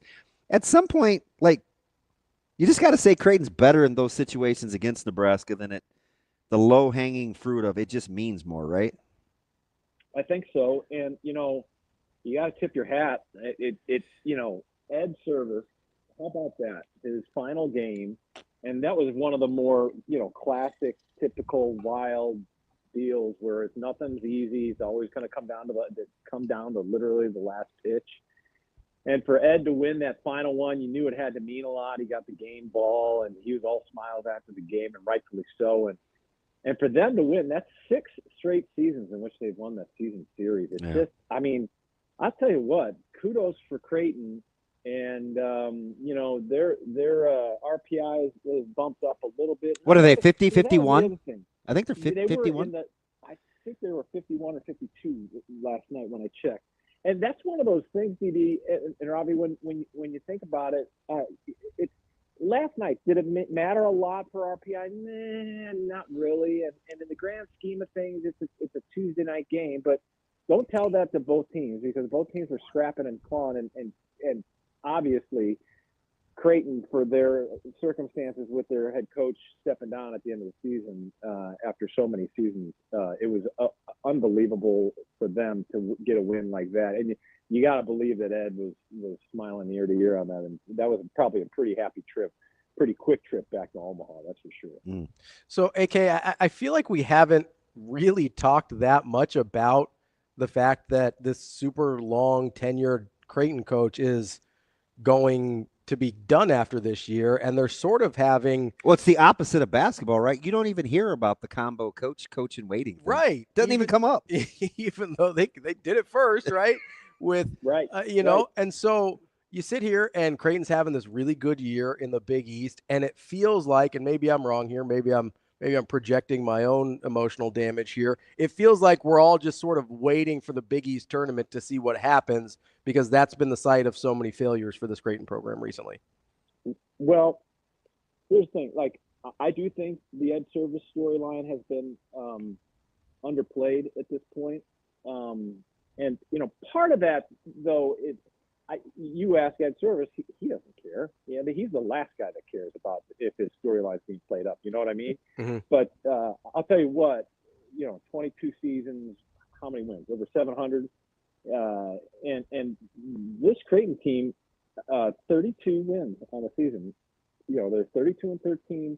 But in the end, unless they get that RPI smidgen up a little higher, they got to win that Big East Conference tournament. I mean, is there a chance they get in if they fall in that tournament? Yes, but it all depends too on how they finish off the regular season too. They got a big series this weekend. It's the final series for Ed at home, and I do think that it has been underplayed, the storyline for Ed stepping down at the end of the season. And I got to be honest, fellas, when they announced this whole head coach in waiting, I didn't really know how it was going to work. Yeah. I mean, who's really making the decisions? And how are we going to manage egos and all that stuff and the whole hierarchy. I'll tell you, it's worked like a charm. I mean, Creighton, they haven't missed a beat. In fact, I think they've been galvanized this year by Ed last season, and playing at a high level and doing what Creighton does best. Fundamentally sound. What they did in that big inning yesterday in the fourth. Oh, geez. Right? They take advantage of the other team's mistakes. They put pressure on their defense, and they score 4 runs. You look up at 6-0, and that's Creighton baseball, right? I mean, that is Ed Servais ball right there. You put pressure on the other team, and the other team's going to make mistakes, and that's what happened yesterday. What was North? Was he was like 6 for his last 40? And my man has he deals Nebraska fits last night with 3 hits, and I'm by full disclosure. I love the Sailors family because I played with and against his dad. Nolan Sailors might be one of the best offensive stories we've seen, and he certainly is the best offensive story in the state this year. He just flies under the radar. Yeah, Ralston kid, right? Oh yeah. And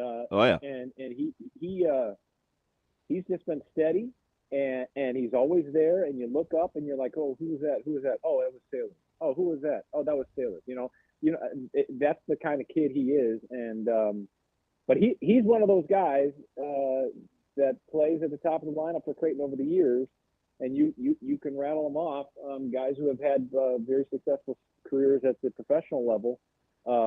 He's the next in line. I think that does all the little things right and is constantly productive. And Nolan Sailors has been a big reason why. He's such a. I mean, he's hitting 406. Yeah. I mean, like, what are we talking about? Yeah. Right. Yeah.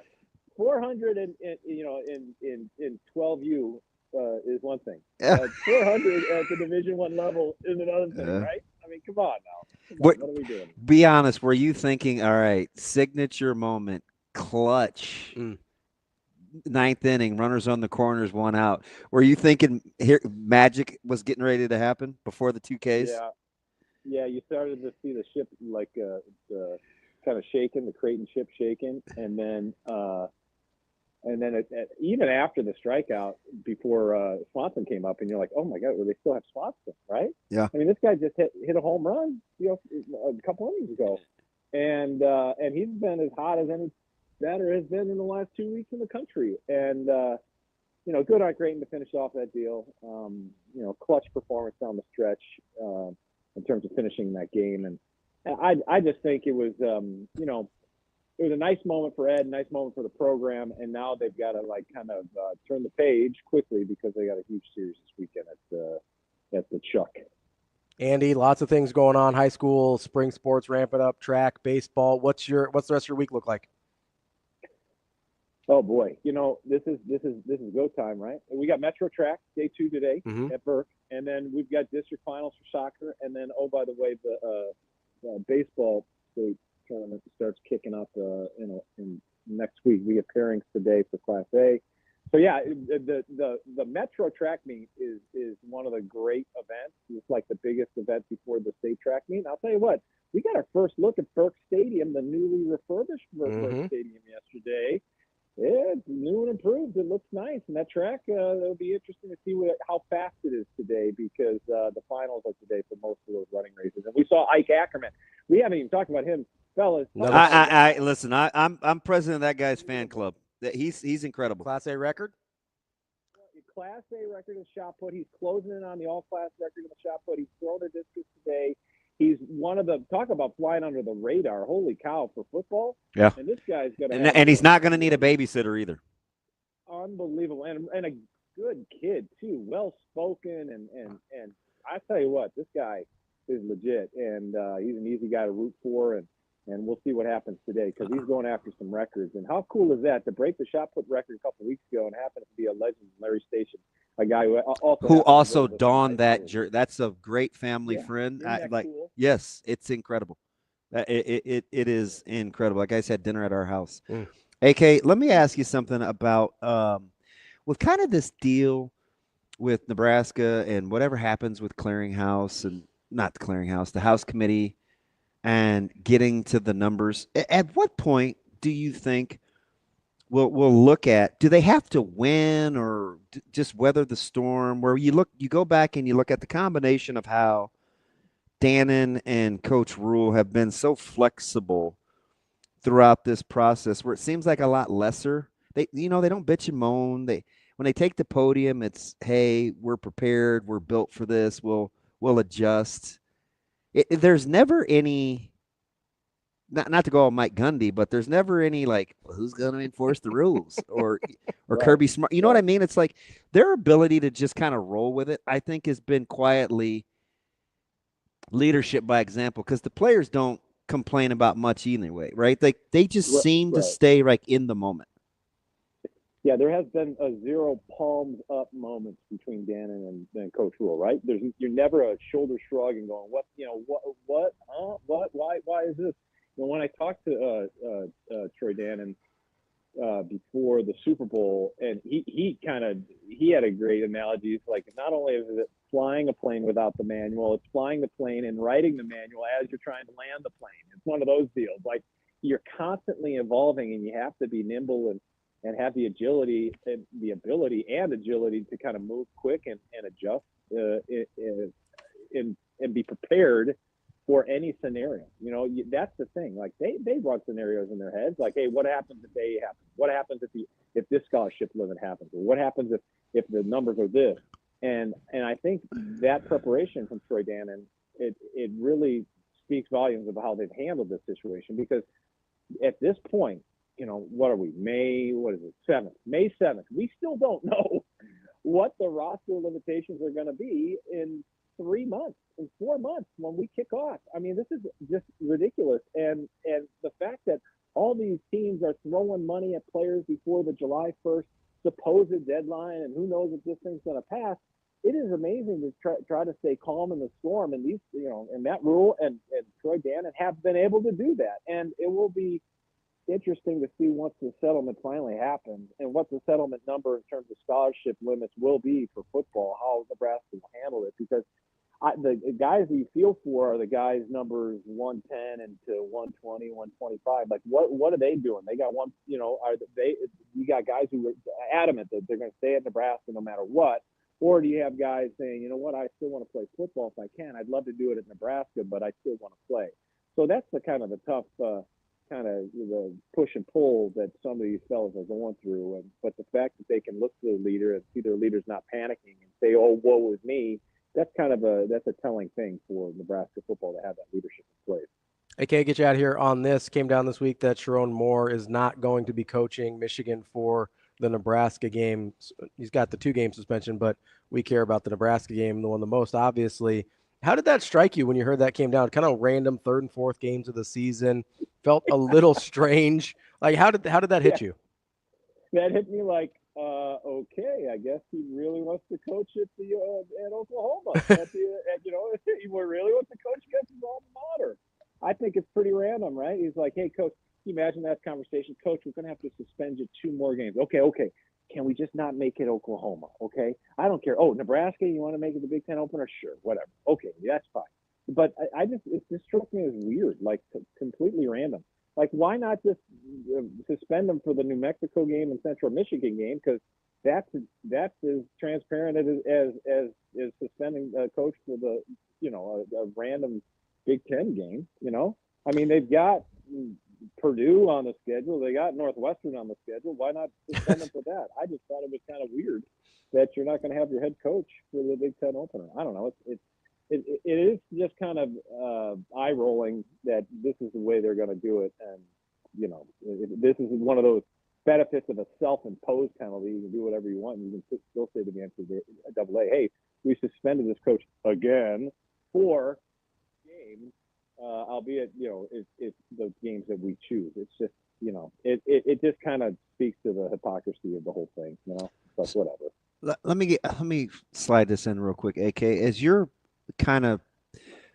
we broke this schedule down into like 3-game increments, and obviously the most daunting, at least on paper right now, are the 3 in November starting on the 1st. But how would you put those final 3 in November versus the first 3 in September in terms of level of importance at first blush? So the September games being the opener, the first 3 games? Yep. Or the First 3 versus the last 3. Well, you better win the first 3 if the last 3 are going to mean something. You know what I mean? Mm-hmm. Like, I mean, that sets the table for you, especially that first one, you know? That first game is going to be so crucial in terms of the trajectory of what Nebraska is going to be in 2025, in my opinion. Okay, because you got everything laid out for you. In fact, when you look at the schedule as a whole, you've got a whole lot of things going for it. You know, you got a Cincinnati game that was originally supposed to be down the street in Indianapolis, now moved to basically a home game at Arrowhead in front of a sellout crowd, right? You got an Akron team who is now ineligible to go to a bowl game. Not that they were anyways, but yesterday we learned that they can't even go to a bowl game. So that's game 2. And then in game 4, you're going to play against a team that's not going to have their head coach. You have a lot of schedule breaks for you to get off to a terrific start. And you better get off to a great start, because then you can really make hay in the middle of the season, making that end of the season so important. And yes, will the November games be important? Of course they will. You got USC at UCLA, at Penn State, and then home against Iowa. But to get to that point, if you're in position, you know, we could be talking relevancy for Nebraska and national relevance in November if you take care of business in those first 3 and 4 games of the season. That's our guy, a.k.a. Andy Kendeigh, KETV. We appreciate it all, as always. We'll talk to you soon. Thanks, fellas. DB, enjoy your leg of lamb. I am. I don't know. So it will be in the next 4 days. It was supposed to be Easter, but, you know, Coatney's got it on the brain today, and I am going to – I already know the recipe. I Googled. I TikToked. I think I have the technique. Everything's at home. I will send pictures because it's going to be immaculate. Leg of lamb or lamb chops? Leg of lamb. No, which would you prefer? Toughie. Probably the chops. AK, do you have a preference, or are you just going gyro meat all day? I wish it just cooked as fast as those TikToks go. You know, you put the thing on the grill, and all of a sudden you open the grill and it's done. I wait till I learn how to do like the camera thing where you just like fast forward, and I'd be the guy that has the awkward like blip in the film cut, and you're like, did he do this at home with pliers and duct tape? Like it seems like it's spliced. Have your kids sit down with you. They'll walk you through it. Oh, fudge. I'll keep on waiting for you to figure that out. Yeah. All right. Funny guy. Thanks, AK. We'll talk to you later, bud. Are you ever encouraging? Do you have an encouraging bone in your body? Yeah, I'm nice. I'd be like the guy with the big split. I'm nice all the time. That's a lie. The camera lapse thing is funny, though. No, it is. I honestly, it doesn't really bother me. I don't know how people do it. Like some people do. Some people have these super smooth and put together videos and stuff. And like those are great. But if I like the content and it's a little choppier, I don't care. Yeah. Like if I like the person making it or I like what they're talking about, like I'll live with it. It is. It's called a jump cut, by the way. A jump cut, kind of like with running backs. You're not a big jump cut guy. Depends if you're gaining ground. Yeah. You don't like the backwards? I don't like the lateral. So not a Barry Sanders guy. So Barry is the exception. Okay. But I'm going to tell you, I'm not enamored with I don't love his running style. Because it's not replicable? It's not. Yeah. It is exclusive to him. Yeah. I mean, he's a 2-foot bounce guy. Yeah. Like there's a little like Steph Curry there where it's like, it works for him. Don't try that. Yeah. Like you don't get to do that. There is a guy that I played with and somebody had his run, one of his runs against Florida with LP, where he showed you the full repertoire of what I like in a runner. And he did it all in one run. It wasn't the swing pass for the first touchdown, was it? No, it was the touchdown run late where he kind of sped through the crease, little lateral cut. I'll show it to you.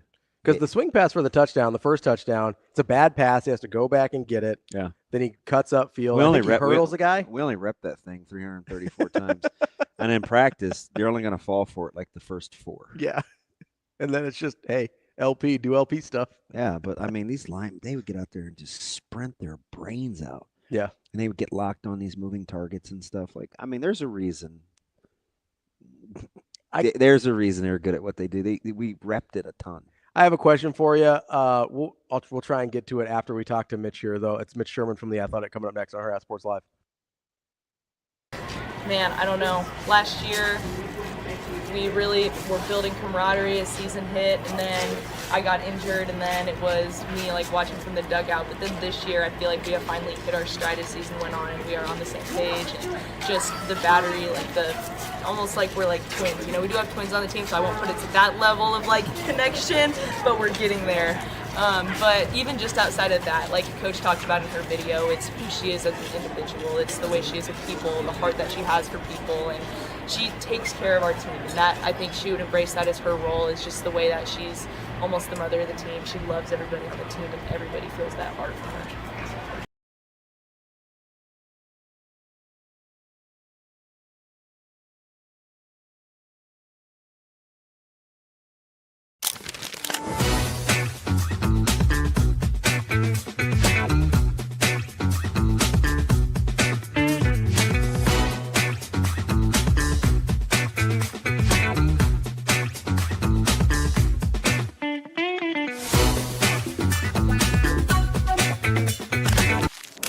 Aspirations can drive us. Sometimes a simple gesture is what fuels the pursuit of a dream. When it's time to make your dream a reality, we are here to help.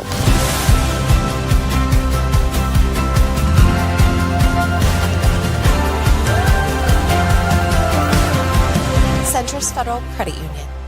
We are where you are.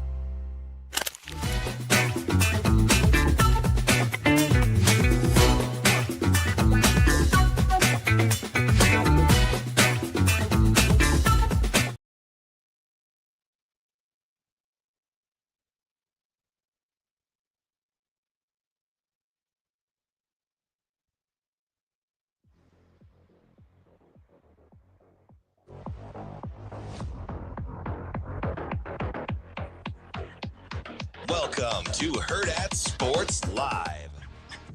Now, gas station coffee enthusiast and Nebraska writer for The Athletic, Mitch Sherman. It's great to see you. It's been since a cold day in the corner of Memorial Stadium. Mitch Sherman. I wrote that down because I'm going to use it in life. Mitch Sherman. It's not something that you generally hear, and it's certainly not something that you see put into action. Mitch Sherman. It's a lot more rare than you might think that they actually say it in the way that he says it and then go do it. Here is Mitch Sherman. Kicking off hour number 3 here on Hurrdat Sports Live, presented by Centris Federal Credit Union. That's DB. I'm Ravi Lulla. We are joined now by Mitch Sherman from The Athletic. Mitch, how are you this morning? I'm great. How are you guys? Good. Did you I love the shirt, by the way. I didn't open with it, but it was not more than 4 minutes into the show this morning. Ravi asked me what was wrong with me, and I made it.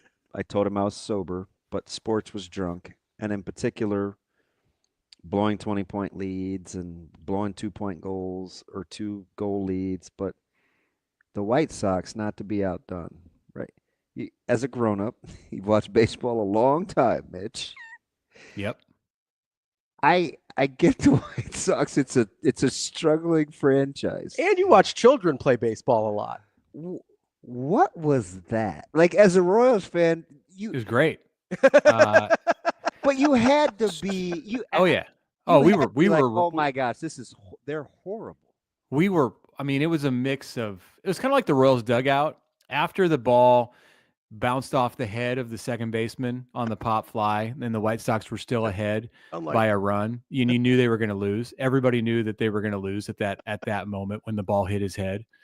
It was a lot of laughter and like almost celebrating the victory before the Royals scored the final 2 runs of the game. And they showed a shot from the Royals dugout, and you could see Michael Garcia and Salvador Perez like trying.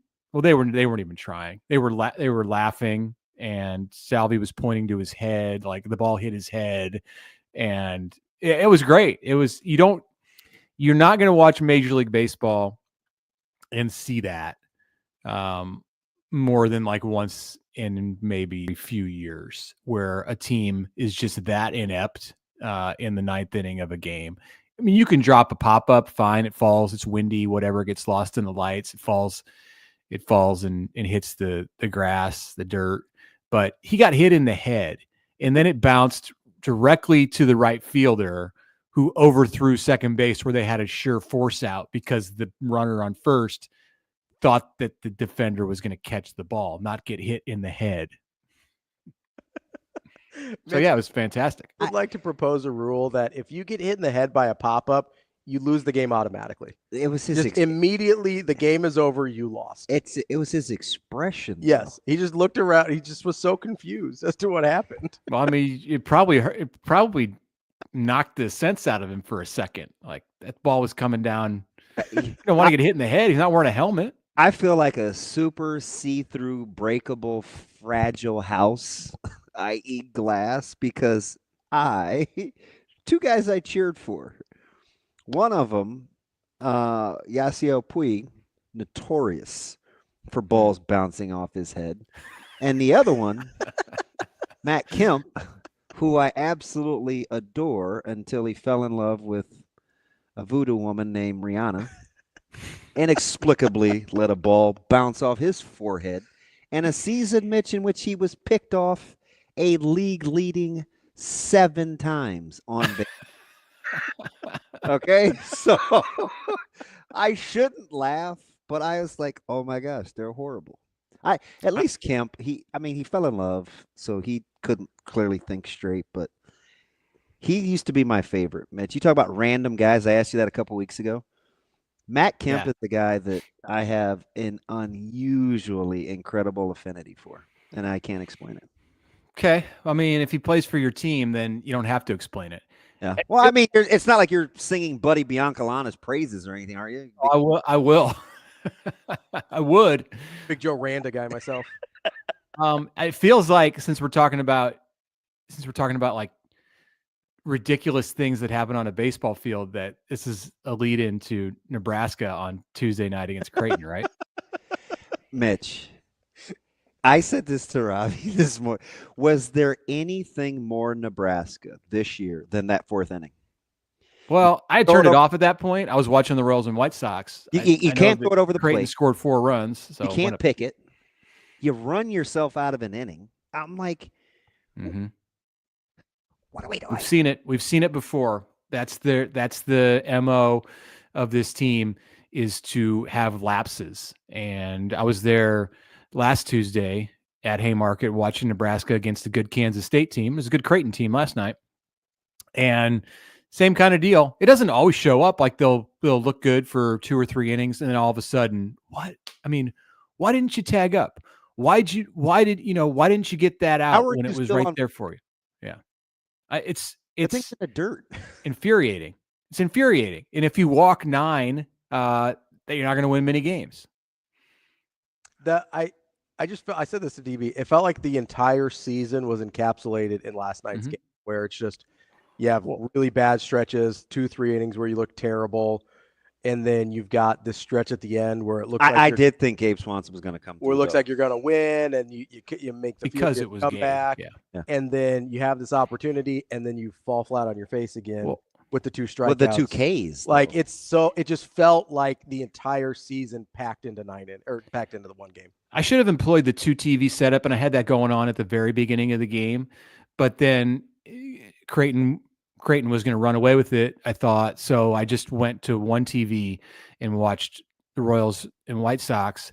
But as soon as that game ended and Bobby Witt had the walk-off, I flipped it back over to BTN Plus to see that Nebraska had cut the lead from 8-4 to 8-7 in the bottom of the 9th. And it's like the same kind of feeling from the previous game. Like, oh, Creighton's going to lose this game. Like it's already over. Nebraska's got 1st and 3rd with 1 out and Brumbaugh and Swanson up. And so all I saw of that 9th inning were the 2 strikeouts. This is probably that's Nebraska. I shouldn't ask a Royals guy this, but I did ask a couple of our baseball guys earlier in the season, and Surprisingly, Gunnar Henderson got the nod, and this is probably not the season to ask. But you'd take Bobby Witt Jr. every day that ends in Y going forward over Gunnar Henderson, I'm guessing, Mitch, because he's your guy. Oh, yeah. Okay. I mean, Gunner's great, and there was a debate to be had about that last year. I think first half of the season, it was a good debate. They were both playing well. But I mean, Bobby, it's the whole package. Like, he wants to be in Kansas City. It's not to say he's going to play his whole career there. I hope he does, but he talks like he does. He acts like he does. And he's a great player. One of the best 2 or 3 in the game probably right now. But it's more than that with him. Like, he's perfect for the Royals. Mitch, it's kind of funny you bring that up because I hear a lot of corollaries there, at least the way I feel about certain guys and the University of Nebraska, where like I want guys that want to be there, right? Where we sort of gravitate, whether it's to, Matt Rule as the head coach or whether it's to certain players like a Jace Reynolds that, decides to stay in state and be there. Like, is that, I don't know, like, is that just like a uniquely Midwest thing where it's like we want for whatever reason, we want our guys to want us as much as we want them? Yeah, I mean, I think if you're in New York or LA or Dallas, like, that probably doesn't come into the equation quite as much.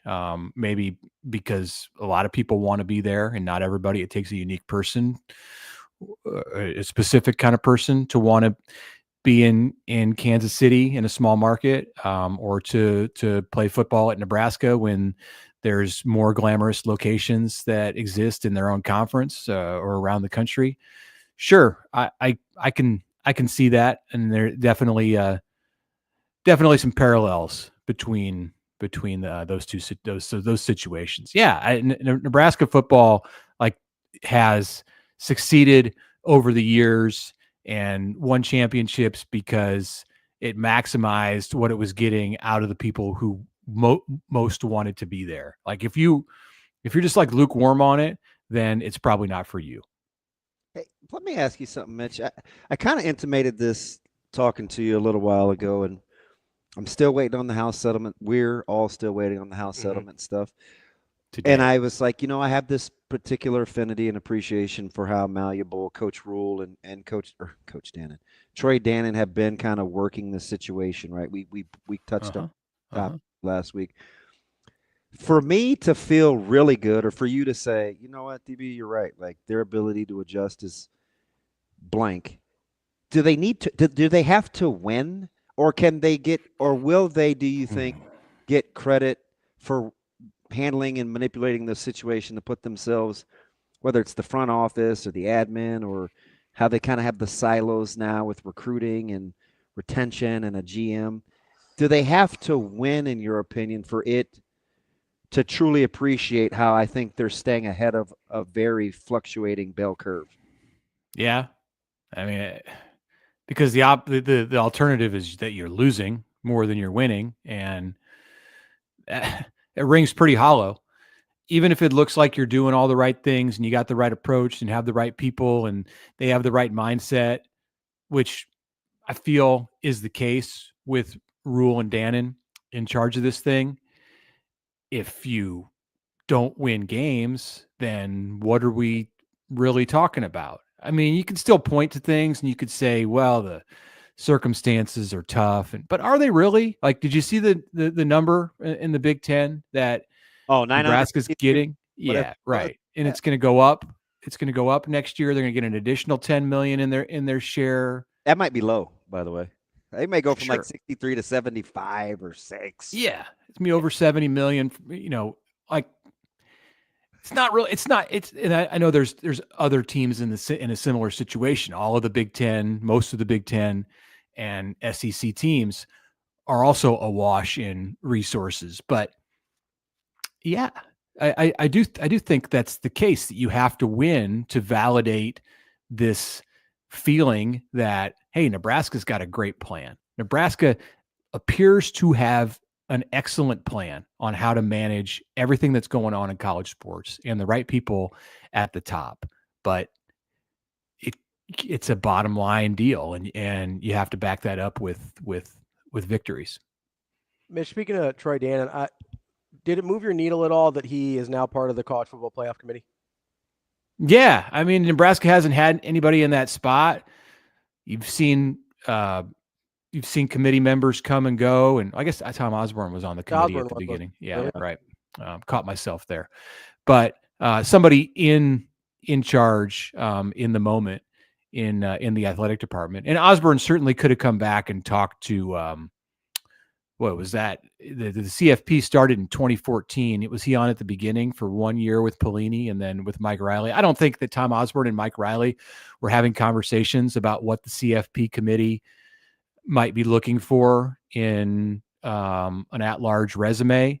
I can guarantee you that Troy Dannen and Matt Rule are going to have those conversations. Now, we might be moving into an era with the direction that the CFP is going to go and how it picks teams, that there's really not a whole lot of point for the committee other than like to determine if Notre Dame has a playoff worthy resume.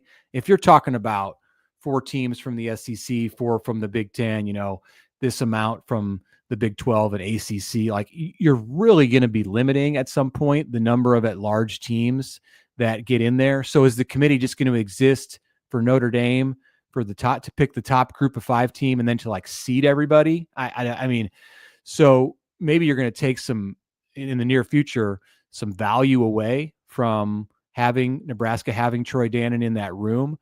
But even if so, or if there are more at larges, if they go to 3 at large spots, in the past, Dannen and Rule have had to kind of sit back and talk to people and speculate about what the committee was valuing most, and now they're going to be a part of it. They're going to know. So to me, that's relatively important.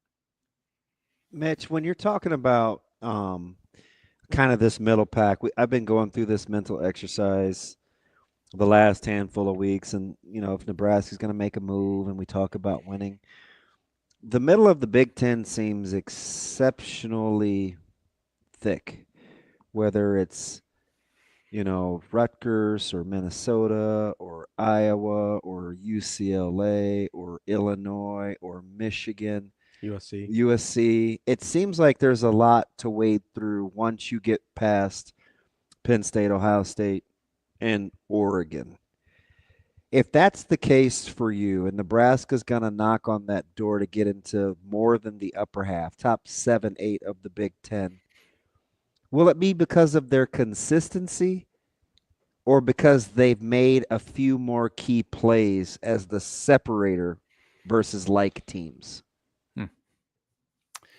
Good question. I guess I would look at the NFL because I think when you were describing the middle of the Big Ten, like the bulk of the Big Ten, my mind went to the NFL and how in most years there's 2 to 3 teams that stand out and look like the cream of the crop. And then there's this big giant mess of 20 teams or so that all could potentially be in the next level. And then you have a few at the bottom. And I think that's kind of what the Big Ten is, with the numbers that it has on a proportioned scale. So, but I don't know that the answer necessarily to your question is the same between the NFL and the Big Ten. To me, in the NFL, it's probably more about consistency. I think in college football, you have to make, and it's the same in pro, but more so in watching Nebraska over the past 10 years, or let's just go the past like 6 years, 7 years since Scott Frost came to Nebraska. So his 7 years. I think it's more about making plays in moments, making big plays, like stepping up when the game is on the line, converting a final drive, making a special teams, making a difference in a key moment on special teams, avoiding big mistakes. So, and I think that's still a big separator. As college football and the NFL get more similar, like that's still a big separator between the two games. Like the big moments are gonna matter more in college football when you're starting to chart like what factors in outcomes. Let me ask you something. I like, because the breakdown gave me a mental image. Mm-hmm. So I'll give you Illinois, Ohio State, Iowa. Is your answer the same, or does it vary within those three games? That's what, yeah. Nebraska against those three teams. Illinois, Ohio State, and Iowa. Oh yeah, I mean, against Ohio State, you absolutely have to have the big moments. You're going to have to make big plays because you're not going to go toe to toe with them every single play. And that game boiled down to them making a couple more plays. Yep. The fourth down game, especially than Nebraska did. Iowa is obviously about matching their consistency, and and you don't want your opponents to dictate everything about the flow of the game and how it's going to be won and lost, but it's kind of unavoidable against those two. I don't know where to slot Illinois in it this year. I think they probably go more toward the Ohio State side, like explosive potential with Illinois, very good quarterback. Like, I mean, hey, people are saying it's top 10 to 15 team. Isn't that wild to say out loud that they're closer to Ohio State than Iowa? Like, that's how people are looking at them. You're right, but that's a weird thing to say out loud. Yeah, I don't know that I see it necessarily. I mean, I would want to watch them early in the season. I don't know if that's the way it's going to play out, but that's the perception nationally for sure. Okay, who's 4 or 5 for you right now? Behind Penn State, Ohio State, Oregon, whatever order you have. Like who's your mind tell you? I put Michigan in that. So they get your benefit. They get mine too. Yeah. But I just think the talent, like the base level of talent, is how they recruit, what they can get out of the portal. So I mean, Michigan look at Michigan in a down year this year, where Michigan and very strong at the end, but still 2 defensive linemen drafted in the first half of the first round. Like the base level of talent is just, and it's not like, well, those guys are gone, so they're talent. No, like they're going to replace them with not equal players. Guys go in the first 2 rounds between. Well, and you would have the corner go in the first round if it weren't for the medicals. Right. Okay. So I put Michigan in that 4 or 5 group. Illinois or SC next? Well, I mean, my mind was on SC because for the same reason, but haven't proven it, obviously, in the Big Ten. And I think there's still a transition period that USC is going through. I don't think, Oregon dispelled some of that last year, but is it Illinois? I still don't know enough about the roster beyond Altmaier to make me confident in saying that. It might well be the case, but I guess I'll just believe the narrative about Illinois right now and go with them. But I'm not feeling super confident about saying that Illinois is. I feel like I know more of what Iowa is going to be than I know what Illinois is going to be. Not that Iowa's like the next team in there in number 5, but you could say Illinois. You could.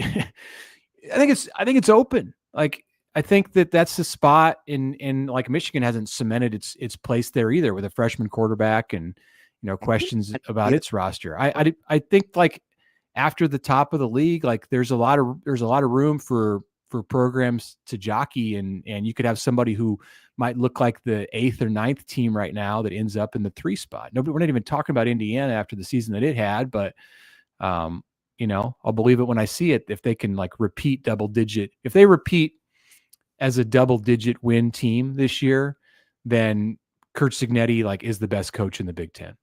So will it be the trifecta? So a couple of our national guys, kind of globally, 30,000-foot view, are not buying Indiana.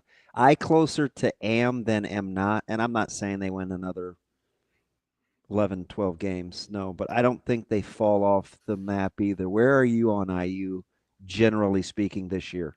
I think they'll have a winning season, and take last year out of the equation by the Indiana standard. That's really good. I don't think that they're going to go back and be in the college football playoff. Everything was great about the way that it broke. Things broke for Indiana, like the way the schedule set up, and it was a perfect arrangement. And Cignetti and Curtis Rourke and those guys deserve a ton of credit for what they did. It wasn't like it was handed to them, or it was forces outside of their control. No, they controlled it and they got it done. But there are a lot of programs out there that are very competent and can't can't do that. So to do it 2 years in a row, I don't think so. But I think he's building something there. I think in addition to like the high end that you saw last year, and they got really confident, and it just doesn't always work out that way. But in addition to that, he's building a foundation, and I think they're going to come back to earth a bit this year. And we saw that at the end of last season when they started playing really good teams. But it's still going to be good. Like they're a bowl team. You have a dark horse that interests you right now in May? No, not even sure how to classify that. Like who you would. So I talk about that middle pack. All UCLA dark horse. Their win total is 5.5, so they would count as a dark horse. All right, I'll just go there. So Rutgers, UCLA, and who's the other team? All have 5.5 as their win total. Of those three, I'd probably take UCLA. Yeah, we underestimate no. Here, shocker. It's Rutgers, Wisconsin, and UCLA, and no one talks about Wisconsin. And yesterday in our chat, Mitch, somebody asked me the question: over under of games in which Fickell gets fired in. Yeah, that seems to be a discussion point now. Okay, like I thought it was. I was like, whoa. That's the second time I've heard that this week. Oh, okay. Not over under, but probably show. It was kind of like, does he make it to the end of the year? Question. So same thing. I don't know. I don't know that I'm there on Wisconsin right now. Seems early.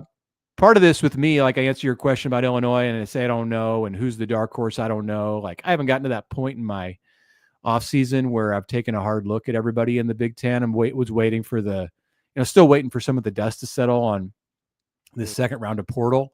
Did you grandfathering deal for the settlement? What's the question? Do I understand it? The grandfathering clause in the settlement for this new proposal? Well, if there's a grandfathering clause, because we're waiting to see, unless something came out in the last half hour, we're waiting to see what is going to be in the revised proposal from the NCAA. There was talk on Monday that it wouldn't be a grandfather clause, that it would be an assurance that players who had objected to the previous rule, to the 105, were going to get relief. We're going to get a spot on a team, and that there were several dozen athletes in this position nationally. That to me didn't seem like something that was going to make the judge real happy. And it's so ambiguous. The grandfather thing. So what I heard yesterday, or what I read yesterday in some media reports, was that the Big 12, maybe, that schools were going to get the choice whether they wanted to have a grandfather clause. And I don't know that one is going to make everybody happy. There's one person who has to be happy in order for this thing to be approved, and that's the federal judge, Claudia Wilkin. I understand how the grandfather thing could potentially work. You just say everyone who's got everyone who has remaining eligibility and is on a roster as of June 1st or May 15th, 2025, you can finish out your time at the school, and you will not count against the 105. And then they can kind of figure out a way from there to scale it down. So if Nebraska's number is placed at 120 for this year, and that would be higher than many other schools, and maybe that's something that it can determine on its own, then in 2026, maybe it goes 50% of the way closer down to 105. So you're at 108. And then the next year you're at 105. I could see it working like that.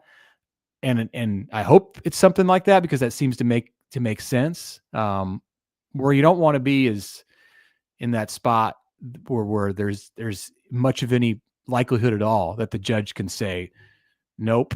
And because then we have chaos in college sports for the rest of this year. If you believe her when she says this is it, or I'm tossing a whole. I don't know. I guess, yeah. I mean, you can't bluff that. I mean, you can, but We've kicked it down. Leave herself any wiggle room. Well, and we've kicked it down the road so far. I feel like now it's now or never. Like you got to approve it or deny it. And if they deny it, then it's going to trial, and that could take years. This is the thing that she's been harping on literally since the beginning. Like, I just don't understand why the powers that be in the NCAA and I know. I don't understand why they are trying to play around with it. Like, am I missing something where a grandfather clause is overly punitive to certain teams? Because I don't understand why they wouldn't just say, like, yep, everybody that's there is cool. You have to be at 105 by July 1st, 2027, or whatever the date is, right? But everybody until then, we're cool. Like, this is the one thing she's been stuck on this entire time. And they seem to not take her seriously. Like, I don't think they want to play around with this, yet they continue to do it. Am I missing something about why? No doubt. No, I'm with you. Think about if they do play around with it, and she says, "Fine, I'm going to deny this," and it ends up going to trial, and it takes so many more. It takes years, and there's legal. The legal fees alone are going to be in the millions, and then the jury or whoever would determine the outcome of this thing, the money that the NCAA is agreeing to pay in the settlement, you can be guaranteed it's going to be higher in the outcome of a trial, probably in the order of billions of dollars higher when it all shakes down. So why would you mess around about roster limits, which are such a small part, relatively speaking, in the overall case? This settlement is handing them a win on a silver platter. Like, I don't understand. Like, much of a win as you can get. Yeah, they're still paying $3 billion in back pay to former athletes, but and they got off cheap with that. They did, because if you don't accept this, it'll be more if they go to trial. I would say this protects them so much from other things if this gets accepted. Like, they have to be out of their minds to be playing around on such a minor issue in the grand scheme of what this is. I totally agree. Like, it's their own existence they're playing around with. Exactly. Like, this could be existentially detrimental to them. Let me get you out of here on this, Mitch. I love preaching to the choir, man. This new format, because you get a smart dude, you just talk to him. Where are you with how serious? How much do you care? Do you like what they're trying to be proactive? Where are you on Sharon Moore and the self-imposed? And I don't mean to be silly about it. It just seems silly with how they went about it. I went off on this yesterday. I kind of had my say. I think that Michigan, if they're going to suspend him for weeks 3 and 4 and do that like arbitrarily, how about weeks 1 and 10 instead? Like, they should suspend him for the New Mexico game and the Purdue game in Ann Arbor. Like, if you just get to pick the weeks, why not do that? You just get to pick, right? Like, apparently. Yeah. Or weeks 1 and 3, suspend him for New Mexico and Central Michigan. They're home games. It's tough. It's tough. You need your coach on the road. So I like, why would you choose to suspend your head coach for the conference opener? Like, it's not a walk in the park. I get that Nebraska's not what Nebraska once was, but maybe they wanted to do the Big Ten a solid and still let Moore get his dessert in Norman. I don't know. Yeah. So there's this, he needs to go back to his alma mater. They're going to recognize him. Well, too bad you don't get to pick. You got suspended. Like, you take your medicine. Like, I don't care if it's your alma mater. That was my have your cake and eat it too moment yesterday. Yeah. I didn't understand it, but I did get the fact that, Mitch, I don't know what a bleeding heart you are or aren't, but are you cool with the fact that it's Oklahoma's idea and you didn't want to, like, it's they're the ones honoring him, so you acquiesce, or no? He's like, no. No. If you're going to be suspended, you should be suspended for the first 2 games. I mean, come on. We're going to pick week 3 and 4. Like, you don't get to set the terms of your suspension. Apparently you do, but you shouldn't be able to. And I think I'm happy it's happening, because I think it makes for a really great storyline. Like, all of a sudden, I know that the Nebraska-Michigan game is September 20th. Like previous to yesterday or Monday, like I knew it was the Big Ten opener. It was on my radar. Like it's going to be a huge game, especially if Nebraska can beat Cincinnati and be 3-0. But now all of a sudden, like that game has taken on a different level of importance because Michigan has said, we really don't need our head coach to win that. Okay. Send your freshman quarterback, throw him into the Wolves, put the game at night. Ask Shedeur Sanders if that's hard to do or not. That's our guy, Mitch Sherman from The Athletic. Mitch, appreciate the time as always. Great stuff. I appreciate it, Mitch. Thanks, guys. The head shake was great. He's like, nah. That's Mitch Sherman from The Athletic. I'm not riding with it.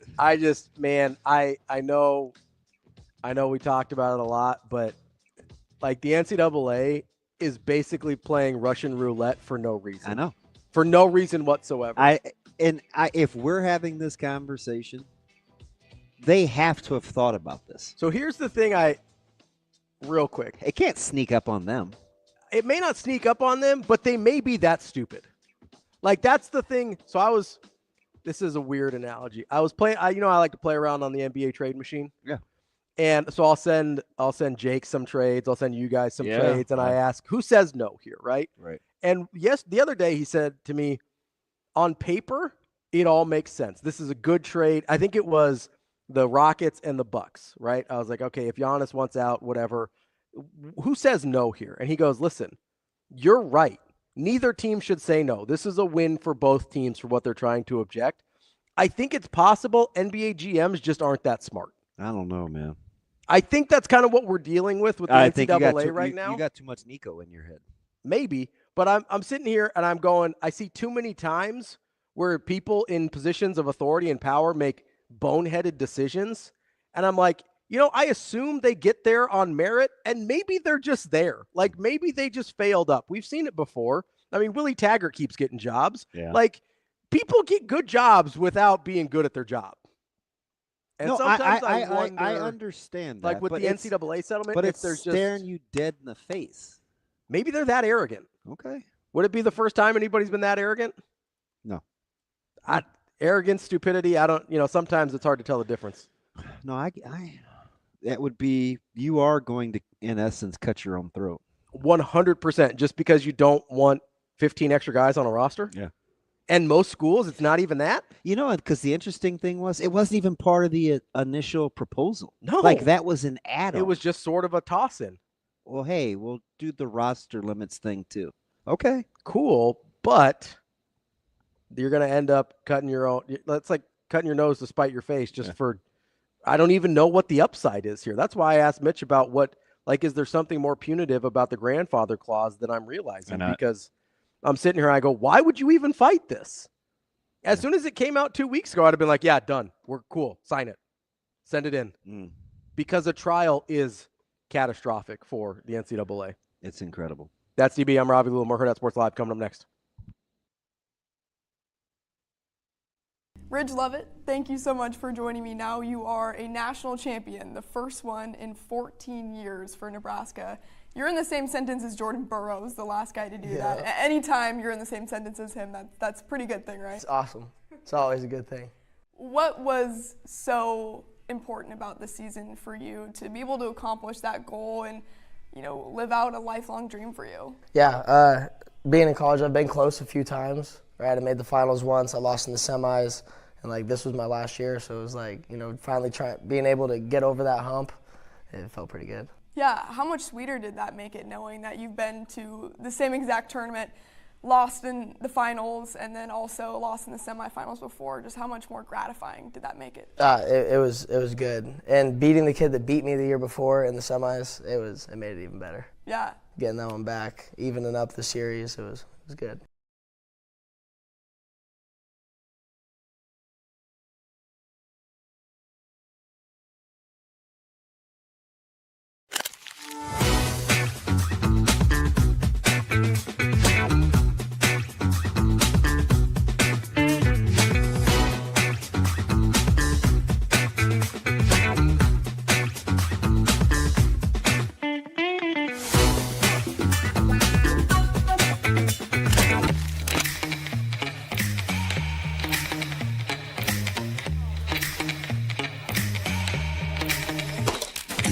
share that weekend Rico.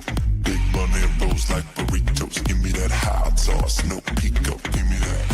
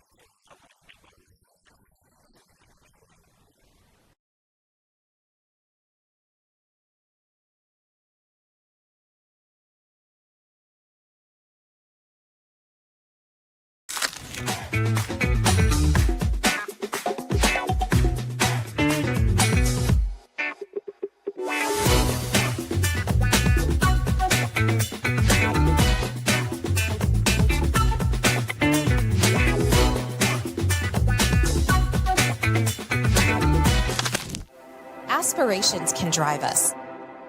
Sometimes a simple gesture is what fuels the pursuit of a dream. When it's time to make your dream a reality, we are here to help.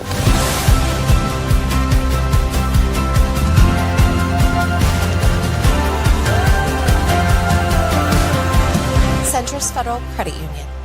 We are where you are.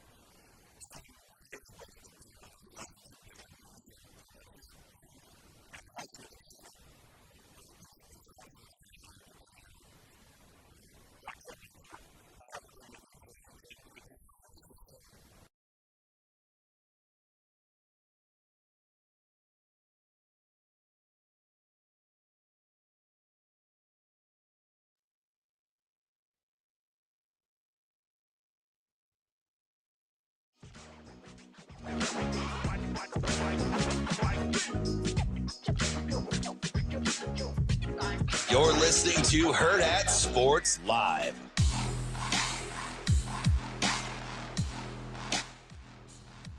We're back here on Hurrdat Sports Live, presented by Centris Federal Credit Union. That's DB. I'm Ravi, Lulla here at Hurrdat Sports Bar and Grill, reminding you, if you're in the market for a new vehicle, it does matter where you go to get that financing, and Centris Federal Credit Union has you covered. They'll help you find the right auto loan with competitive rates and pre-approvals, because we know and they know how important reliable transportation is. And whether it's a car, maybe you're looking at a recreational vehicle. I'm not a big motorcycle guy, but maybe you're like Amazing Daniel. You want to ride something on two wheels. They've got you covered no matter what it is. Check out centrisfcu.org to learn more. Federally insured by NCUA. Hey, Big Game Hunt said we couldn't hear Coach Mack.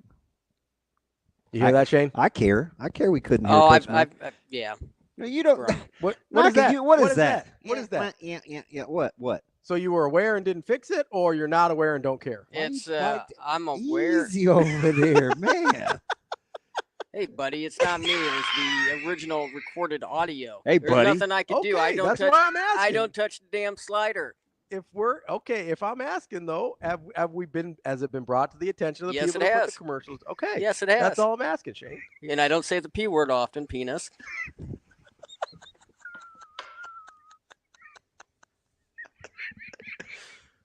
You got under his skin in a hurry. You know what my favorite P word is, Shane? Perpetually, as in you're perpetually on delay. Tell him, Shane. Good morning. Yeah. What's up, Shane? How you doing? Good. How are you? I Good. don't even know what that means. Perpetually. It means like continually. It's like over and over again. Oh, did you like all my drugs? Like Tim McGraw and Nelly, over and over again.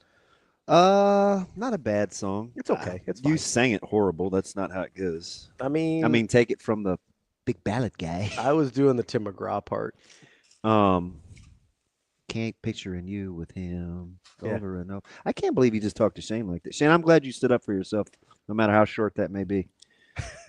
Yeah, I didn't have to stand tall. I didn't have to get up there too high. It's fine. Shane, I got your back.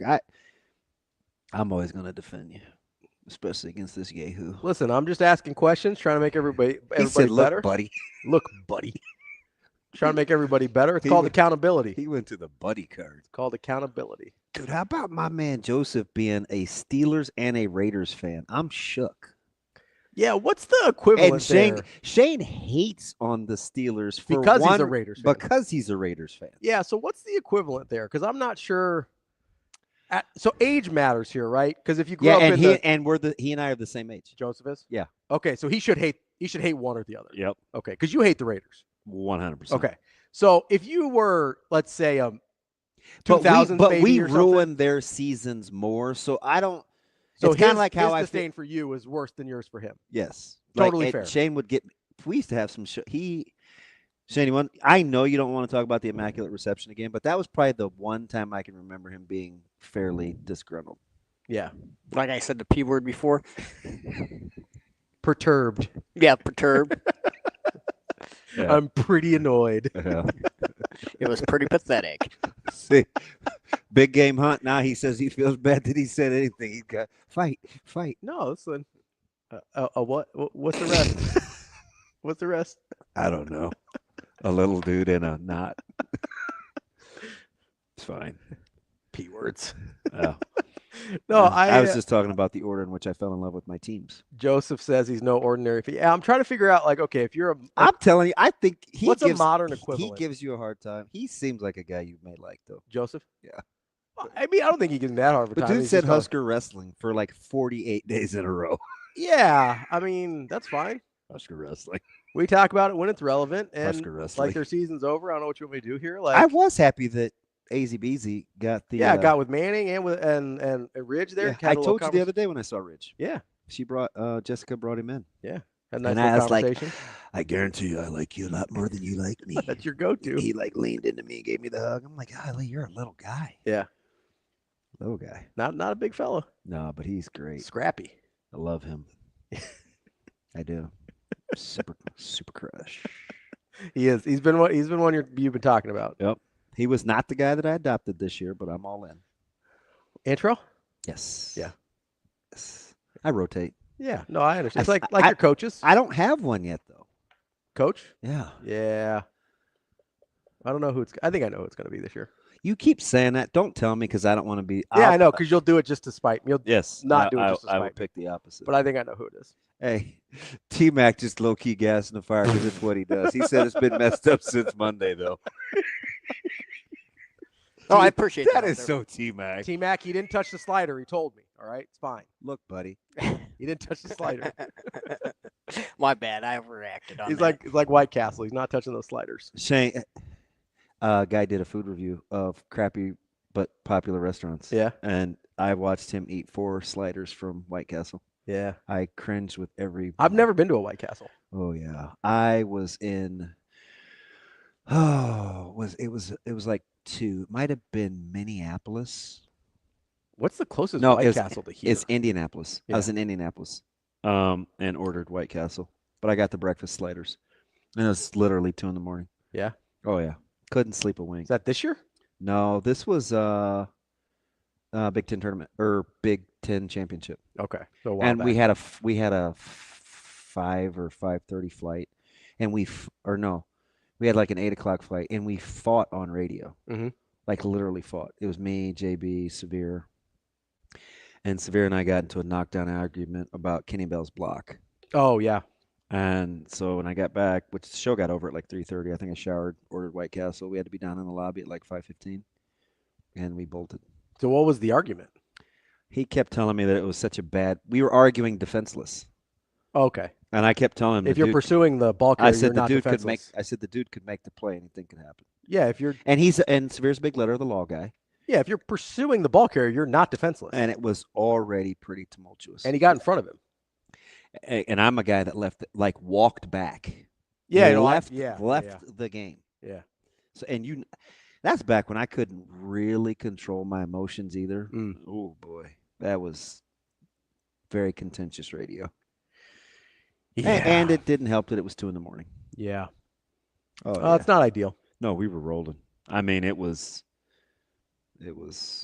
I still to this day, I'm like, use a different. Like they've cleaned the verbiage up a little bit, like unnecessary. But yeah, it's still dumb. The whole defenseless thing, It's still dumb. Again, tell that to D linemen that get trapped on trap blocks.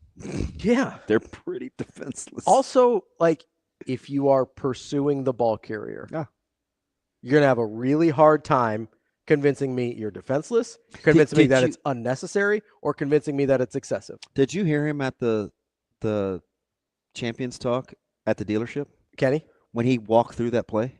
No, I think I missed that part. He said he goes, the block gets a ton of love. Yeah. But he said the only reason I was in position is because I dogged my route.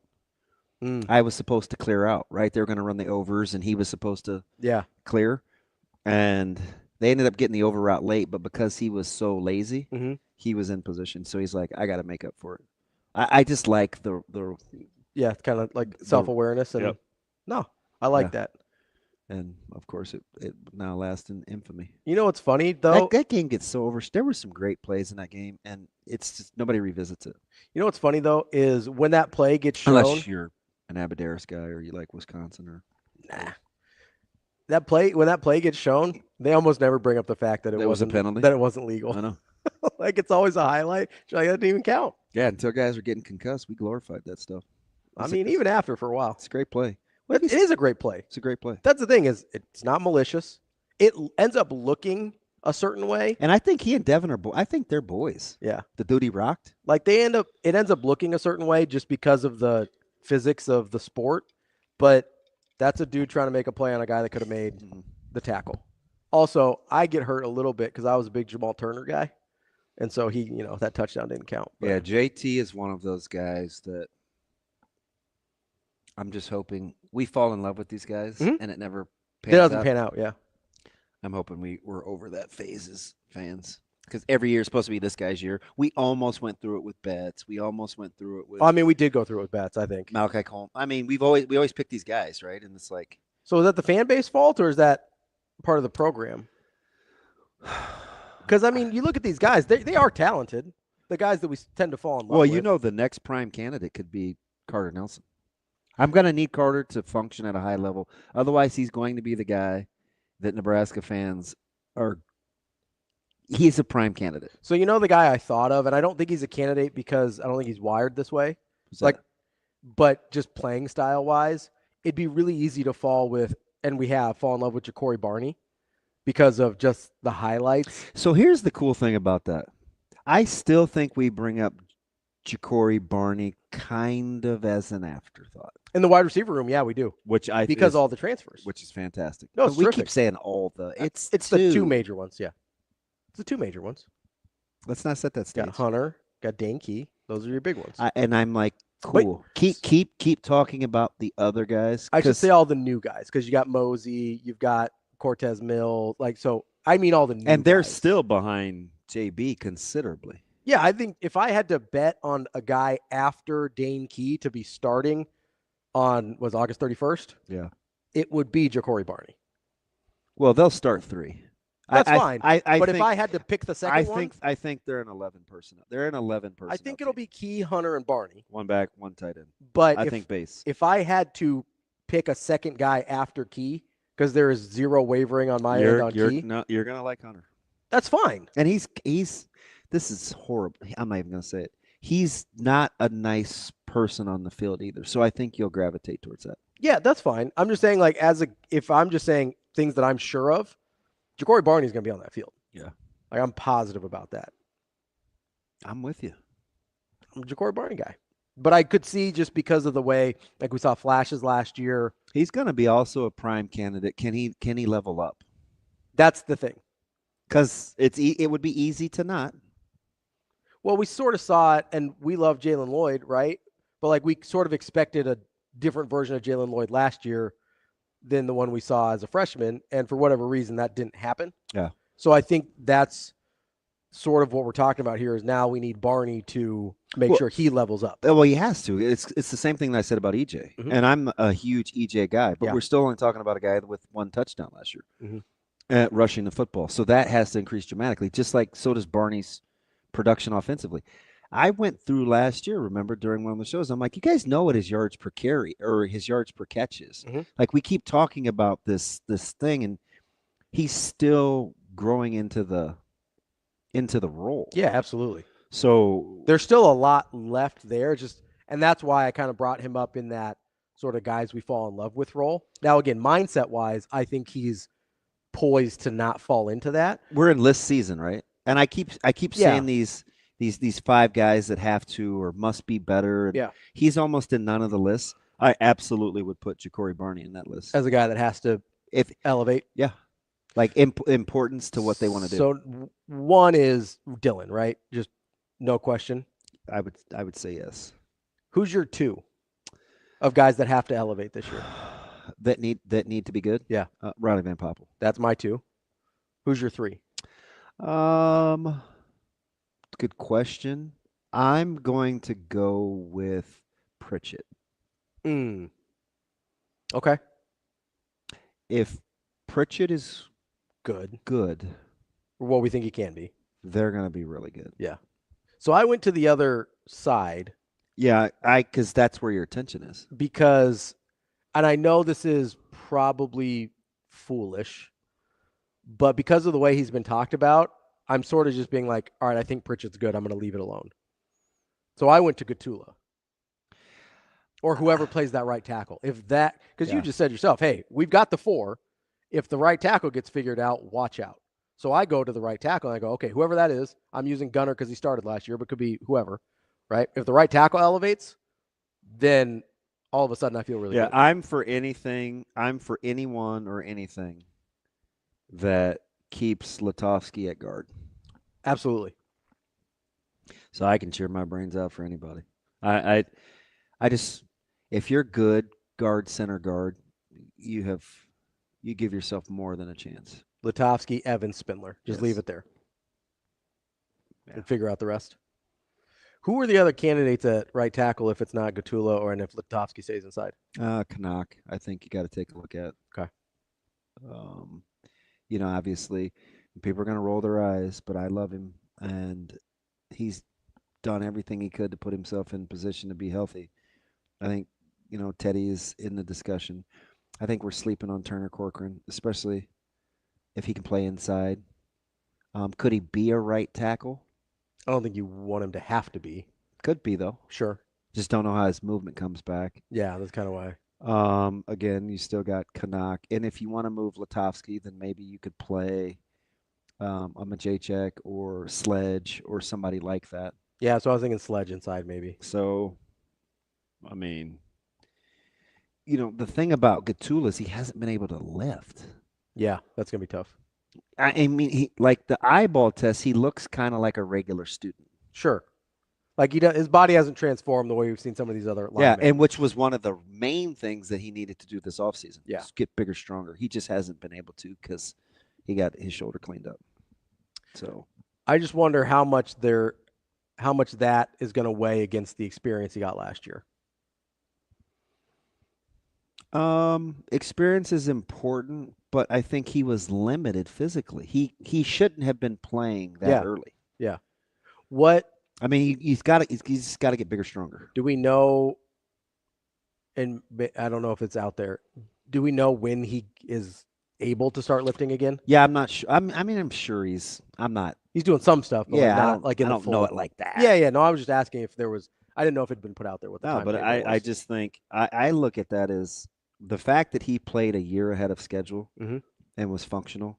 I think I'm not going to go as far as to say poster child, but it's kind of remarkable though.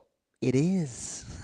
It is because he wasn't ready. It didn't look bad. Yeah, like it is. But that also, so that sort of goes back to my point that I made last year, right? Where I go, okay. And again, Andrew Rogers is the only one that saw it coming. Is this guy who wasn't physically ready and was good enough anyway? If you can throw him in there, then I like my chances if I have to go to a Canuck or if I have to move Latovsky out. Yeah, Canuck is intriguing. Yeah. Because I like the way he's intriguing to me because I like the way that he kind of does life. Mm. You know, he's mature. He goes to work. Like he's an easy guy to root for. Yeah. Says a lot of the right things. He's pretty engaging. He's the type of person that this is going to sound weird because it doesn't help you win football games, but it does help build programs. Mm-hmm. He's the type of guy that would like help you across the street or help get some stuff out of your car. Mm-hmm.